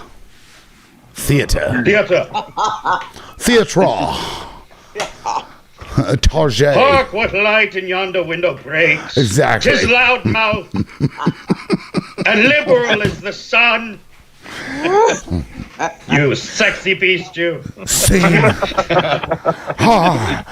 like that. Right? Scene. I kind of feel. Okay, I what kind did of feel you like. think? Was I it kind of good? feel like It's good. opening the door for ball talk and like laying my coat down on over the puddle and stuff like that. I'm My like, lady. That's right. That's right. Tyra, you can What do can no I do for wrong you? now that I know that you're loyal to your own people as well. I was very proud of you. Very proud that you all picked up on the. Oh, and I'm in love with Hobie's forehead. I think we're gonna get married because Hobie's forehead. Yes, Hobie's forehead was also my enemy because Hobie's forehead is a Trumper or was a Trumper, but Hobie's forehead has gained a soft spot in my heart for just being Hobie's forehead. Love ya. I actually want to, if I may, if I ever do get the pleasure of meeting you, there's this nice restaurant called Zio's Pizzeria. I would love to take you. I mean, it seems like. Oh my God! Here, I'm gonna put you up on the big screen. No way. If you're interested, we can check out I'm gonna take a screenshot of this, man.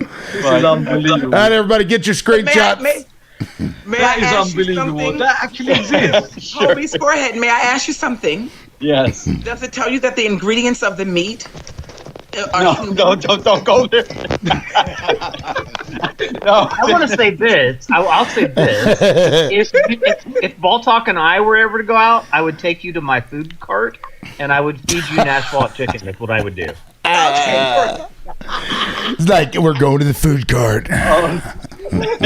I did want to say something. So, Liv, I did send you something in private message. I think it was Massey was being interviewed by someone, and he made a remarkable claim about Israel, and he basically said that look, they're trying to put money in the election for the other opponent. I'm trying to parse my words.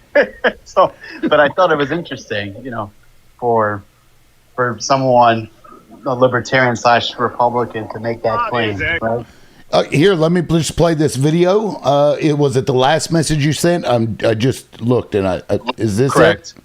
Okay, let me play this real quick. Yep. Okay, I'm walking to an airplane to rejoin the most expensive congressional race in U.S. history. Tell us about that. Yeah, well, it's a referendum, really. Unfortunately, it's turned into whether Israel gets to buy seats in Congress. And what they found out is that my seat's really expensive. They've probably, when this is over, will have spent $20 million. Wow. And come up short. So why is Israel the only country that gets to buy elections in the United States? Or does any other country get to? Is this? You know, I've never seen Great Britain or Australia or even Germany play in our elections here in the United States, but Israel gets so much from the United States. It's a one-sided relationship. They get us to be their proxies in wars that they want against their enemies. They get our military assistance. They get our technology. They get our bombs. They get our tax dollars. And I think it's a very one-sided relationship. They get our lives. At least with NATO, we pretend that they would come to our aid someday if we needed it. And even that's a ruse. Let's do it. Crazy. Yep. Now, you know what's so fun, what's so sad about this is I don't know much about this man. But if he ran for president, I would vote for him, even with that R behind his name, just for saying that out loud and not being like Obama. That pisses me off. I like this man. Was that provocative? It was fabulous. Look at this. The way she told that story, was that provocative? Yeah. Look at this. Could he have said this before 2023? Could anyone speak that sort of rhetoric? Anyone before 2023? Yes. Wait a minute. What do you mean, could anyone? Yes, if you're a person who has morals and convictions, you speak the truth. You don't allow bullies to bully you. Forget that part. I'm saying, has anyone socially acceptable to say it? Socially accepted to say it on the mainstream in that way. Excuse me, you just called his name. Minister Louis Farrakhan's been calling those bastards out for decades. That's true. And they blacked him out from the meeting. Excuse me. Power. But they're in power only because they have these people putting them in power. That's what this guy was but saying. what I'm saying to you is these senators or candidates, can they actually ever said this? I've never seen anyone say that. We have a senator who had a rabbi clown riding on his back, buck breaking him in real-time video. His name is Cory Booker. They are absolutely bought and sold by this place. That's Rock's point. That prior to this, prior to what he just saw with Massey, you would have been politically, blackballed, as they say, or I should say whiteballed. Honestly, you mean like Cori Bush? They bought her out. They got her seat. Another person who. That's right. So it was not prior to this. It was never socially acceptable. Now I do want to play this video because people who think that Ball Talk is somehow fucked up for saying some of this shit that Ball Talk has said, I want you to listen real close to what they are saying. These are people in Israel. Listen. Don't touch me. What you gonna do? What you gonna do? I'll sing this. In the heart of the Holy Land. This is an example of the kind of intimidation that they're talking about. The chaos started early. We are still hours out yet from the march. And Where are you from? From the march. Where are you from? Hello. What's his mind? Blah, blah, blah. Let him speak. Let him speak. Let him speak.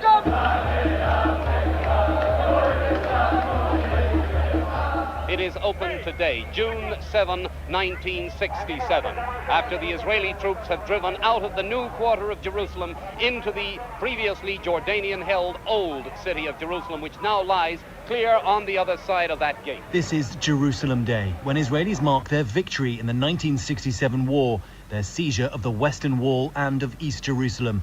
International law envisions these streets as the capital of a Palestinian state. But those marching don't see it as an occupation. They've come to celebrate what they believe is Jewish ownership of the whole of this ancient city. What's striking is that these young people, many of whom have come from settlements on the West Bank, do not fear the police here.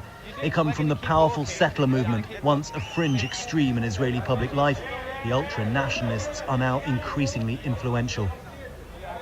We meet Atara, who moved here with her parents from Texas 5 years ago. And tell me about your two flags. So this is a Not flag from of the Texas. temple, which we want to build hopefully here on the Temple Mount. Many people are holding the same flag. The Third Temple movement wants to demolish Al-Aqsa, the third holiest place for Muslims, and build a Jewish temple on the site. We're quickly surrounded by demonstrators. What are they trying to do? They want to put stickers. And what do the stickers say? Kahana was right. They idolize Meir Kahana, a far-right American rabbi who moved to Israel and was convicted of multiple acts of terror. He's considered a founding father of the ultra-nationalist movement. So what would you do to the Palestinians living here? Here, like in the old city, leave or kill you. What would you do? I think Islam is cancer, and you don't transfer cancer to another patient. That's not moral. You have to destroy cancer. And what does destroy look like for you? To either kill or re-educate all Muslims. This man, Itamar Ben-Gvir. And there you go. And it ain't just Muslims. That's everybody. That's anybody that gets in their way. That is what they believe. They believe that they're morally righteous. And so when you think that God, and somebody in this clip, and it's like a 6-minute clip, also says, because God said that we could be here. When you believe that you have God on your side, you can unalive somebody in the name of God and feel justified and have zero remorse for it. That is a problem. Religion. When you call them an animal. Hold on. Baltalk, hold on. Yeah. Religion makes good people do bad things. Yeah, without remorse. Without remorse. False religion does that. False religion makes good people do bad things. Capitalist. Any religion. It's all a false religion to me. False religion. False religion. Right. What do you think all WARs are based off? Basically. Not all WARs are religious. Not all, but a lot of them are. This one Look, man is involves evil. religion. We Yes, know it's that. very heavy. Yeah, plays look, into man is evil. Yeah, why? Because the fundamentals of all religion says unaliving is bad. It's wrong. You'll end up in hell. That's one thing unanimously we can all agree. Hold on. Hold on, it doesn't. Rocksword. Wait. Rocksword, hold on. Yeah, but wait, hold on. Wait. What did I Rock realize say to get Pyre all worked up? He said that all religions say that unaliving people is wrong. And I just want to point out, Rocksword, hold on. So I realize you're not a Christian, but I want to point out that in the 10 Commandments, the thou shalt not unalive people is down in like the 6th or 7th one. It's not even in the top 3. So it took religion a long time to realize that unaliving religion is more focused on believing that your God is the one true God than unaliving people is bad. And not only that, but it didn't say anything about not owning other human beings. It actually prescribed the way in which you should own other human beings. So don't do that. Right. Your religion is no better. See, now, okay. No, so nobody's religion. When you get into theology, this is the problem. This is exactly the problem. He's saying don't do that, and he's doing it. Do you see the difference? Now, what you got to understand, instead of focusing on the unaliving is wrong, what did you go into? You went into categorize. Let me see. Number 1, number 2, number 3. This is the exact problem that we have. It's literally number 6. No, I got it right. I'm so proud of myself. I'm so proud of myself. It's number 6. So what you got to stick to? I think it's even after like coveting your neighbor's ass and because stuff you're a like that. non-believer. Now, let me agree on one thing. Unaliving any human being is wrong. And let's stick to that. Not according to the Bibles and the religious books. That's not true. That's the problem. See, there you go. This is the problem. But it's liberal. We come back into the in-house fighting now. Okay, hold on. Wait, Pirate. Wait, what did you just say? We're coming back to the what, Rock? In-house fighting. In group. No. We're disagreeing with each other, and we're going to lose the focus. We're going to lose the focus. We have to be correct. Yes, we are. So are you saying to me unaliving is okay? Rock, let me finish. Now go on, answer me straight. Answer me straight. No biasness. Rock, in your book, in the Quran, in the Bible, in the Talmud and all of that, they teach you and show you how to unalive certain people. Here we go. Do they not do that?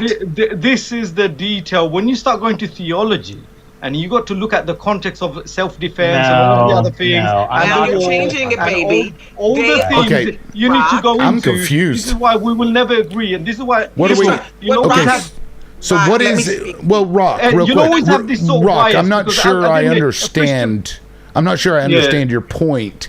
What is it that you take issue with? Is it the fact that religious books have schmurder in them? While also simultaneously, I don't understand. And they love it. Your issue with what Pyre was saying. Pyre was saying basically religion is the problem. That's what he's saying. is. And I'm saying, just like what Cattle is saying, religion isn't the problem. Man is the problem. Wait, okay, no, it's not. It's not. That's such bullshit. Well, let me ask you this. Let me real quick. Hold on. Rock. Rocksword. What is the penalty? Hold on, Pyre. Rock. Let me ask you this: do you believe in pew control? Yeah, of course. You have to control them. Yeah, but it's not the gun that is the problem, is it?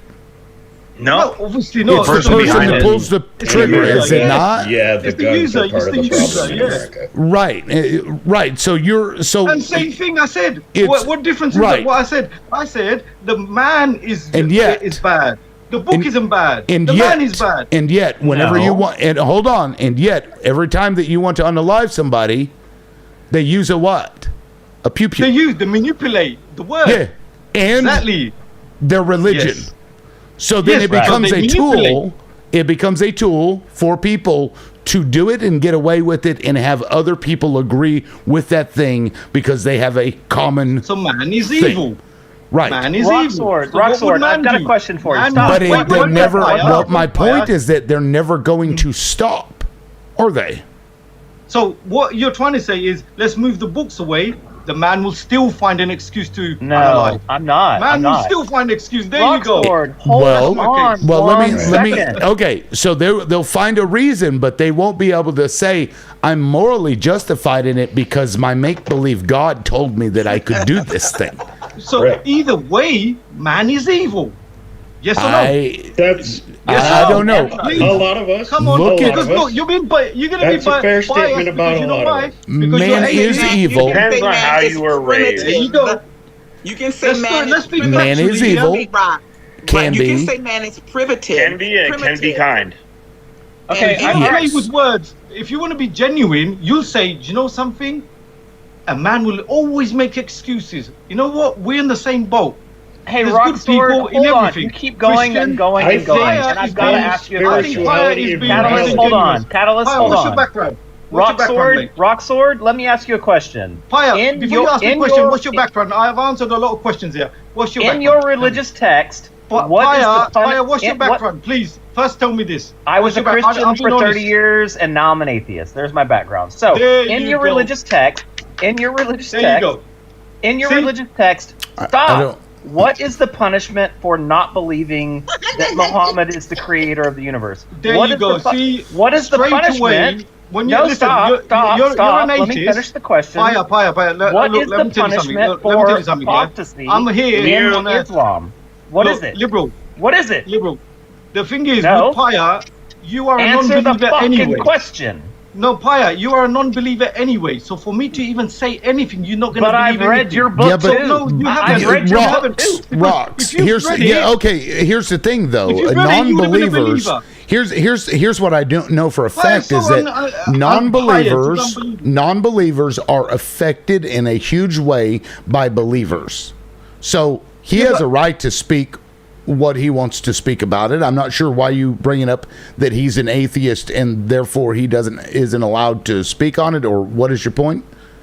Because the liberal, what you turned around and said, because he immediately turned around and said all believers. That's what you turned around and said. Religion I never is the said issue. those words. You said religion is the issue. Stop lying, man. Come on. No. An atheist, they can still be spiritual, dude. Like they still believe in higher power. What did you turn around and say? Boulder, please, 1 second. But Paya, what did you say? As soon as I mentioned that, you jumped on me, and you turned around and said, Actually, all I've done is tried to get you to answer the question. Be honest, man. Be honest. What? Don't turn around and play games. I'm trying to be honest. If you would shut the fuck up for a second, you I would shut the try fuck to be up. honest. Don't talk to me like that. Right. Listen, I can give you attitude back as well, man. Excuse me. You understand? I can give you attitude back. This is the problem. You give attitude, you're going to get attitude back. Rock, let me don't say give this. attitude Let because me I've been say very this polite to Rock. and hostile. If you're a Muslim hater, Rock, say calm it. down, calm down, Rock.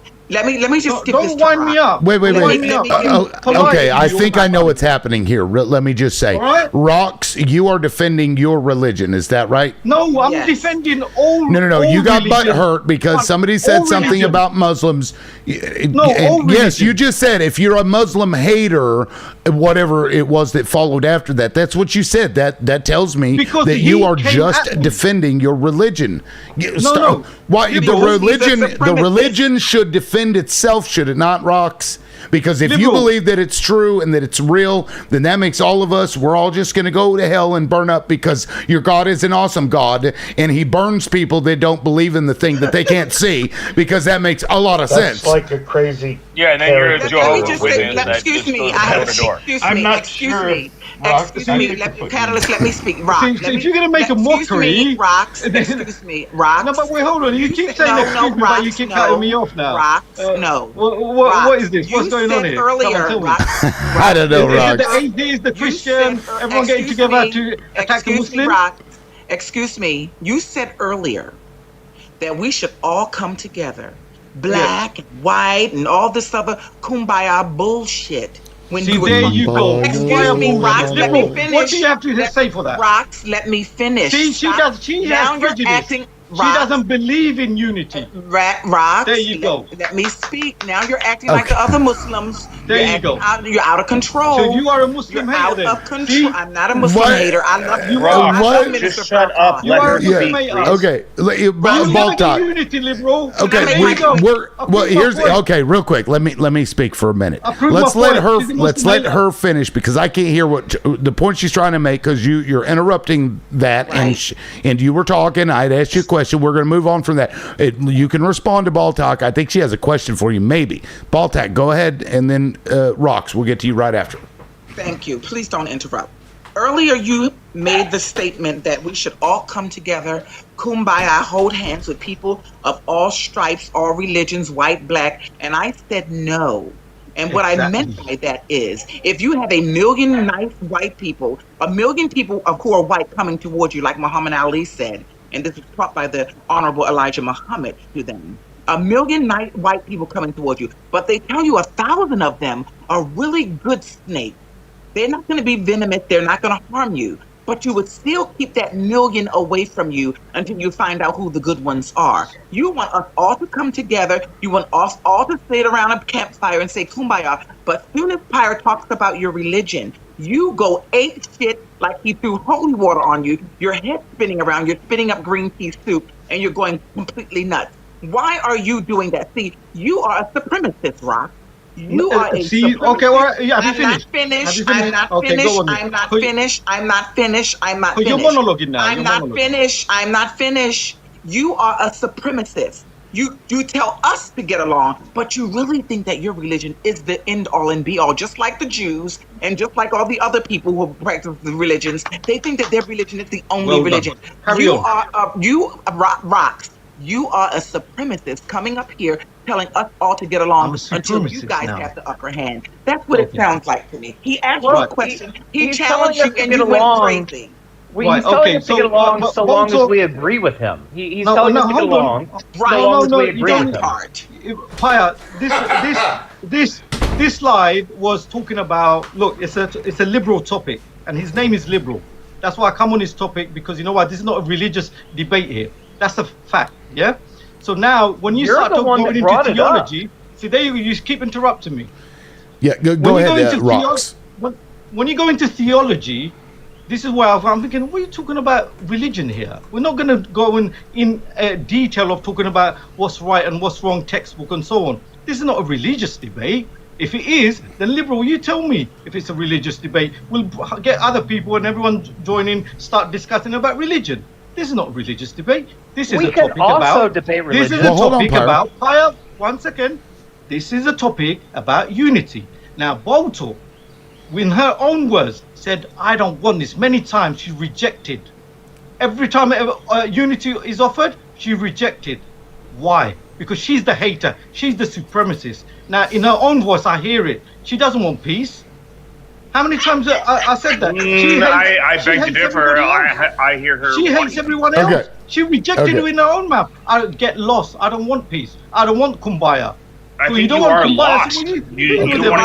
Hold on. He's still talking. 40 seconds left.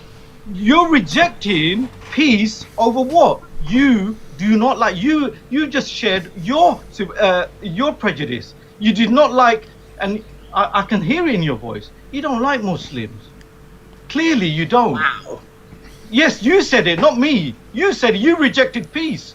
I'm the one who said offering kumbaya. You said, no, I don't want kumbaya. Make it make sense. So I don't need to say anything. Everyone heard you. So if you don't want me here, fine. But I'm here for liberal because I respect liberals' views and everyone else's. Even if you disagree with me, that's fine. I'll always go for peace. May I respond? Well, I'd like to say something because, look, we can't have full unity on when a group of people just doesn't like you for whatever reason, right? You can still come together for a mutual cause, but don't expect those people to always get along on every issue. It's not going to happen. And if you're going to cast somebody out because they have a disagreement or a realization that another person is dangerous to them and they're not going to fully trust that person, if you have a problem with that, then like you're hurting the cause too.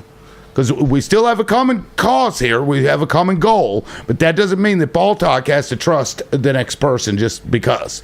But what happened, and we weren't talking about religion, but whenever somebody had brought something up about religion, I don't remember the exact first thing, you did get upset.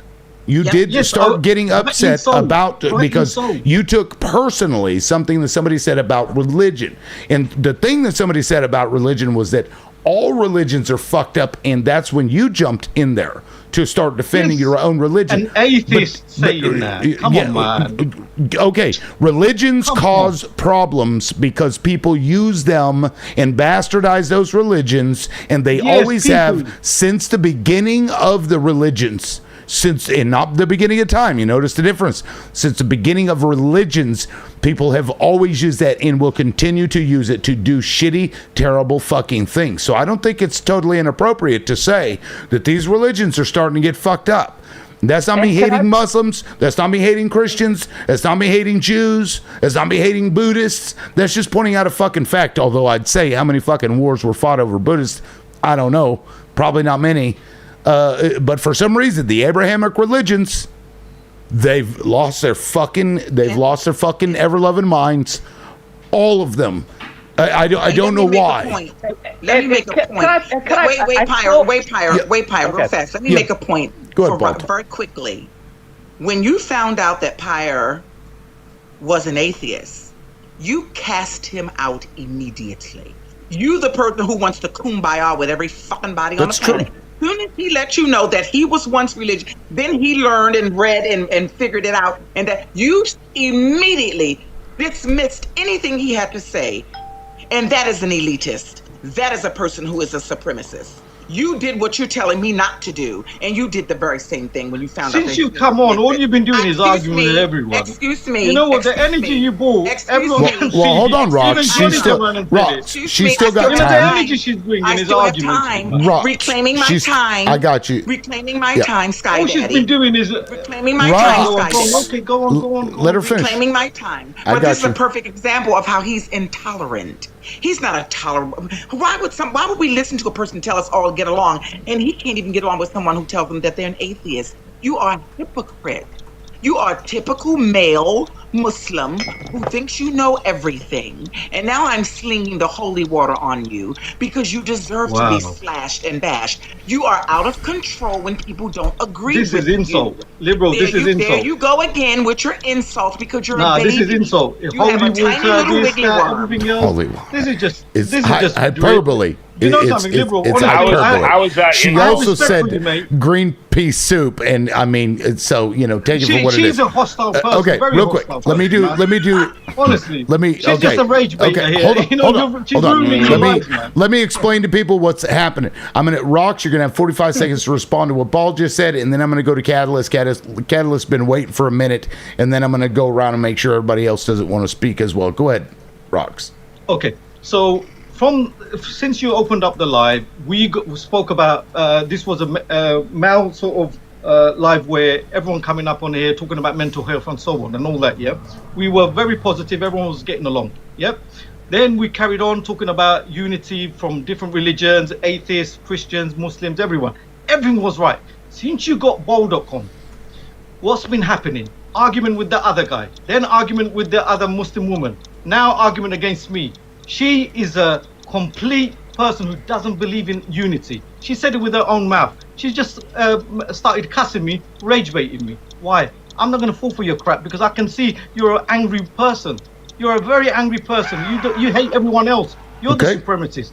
Now, I can talk to atheists. I've got no problem talking to atheists or anyone on religion. But this topic Did you see the big red thing that said that it was over and that, rah, you didn't hear that? That means that the timer is over. No, I get it. But I want to make a point, too. I want to make a point, too, because you said that since she's been up here, she's gotten into it with the other guy, which even you acknowledged was, not wrong, and now you're saying she's getting into. Well, hold on. You said that she's getting into an argument with this person and this person. So are you saying that she's the common denominator? Is that what you're saying?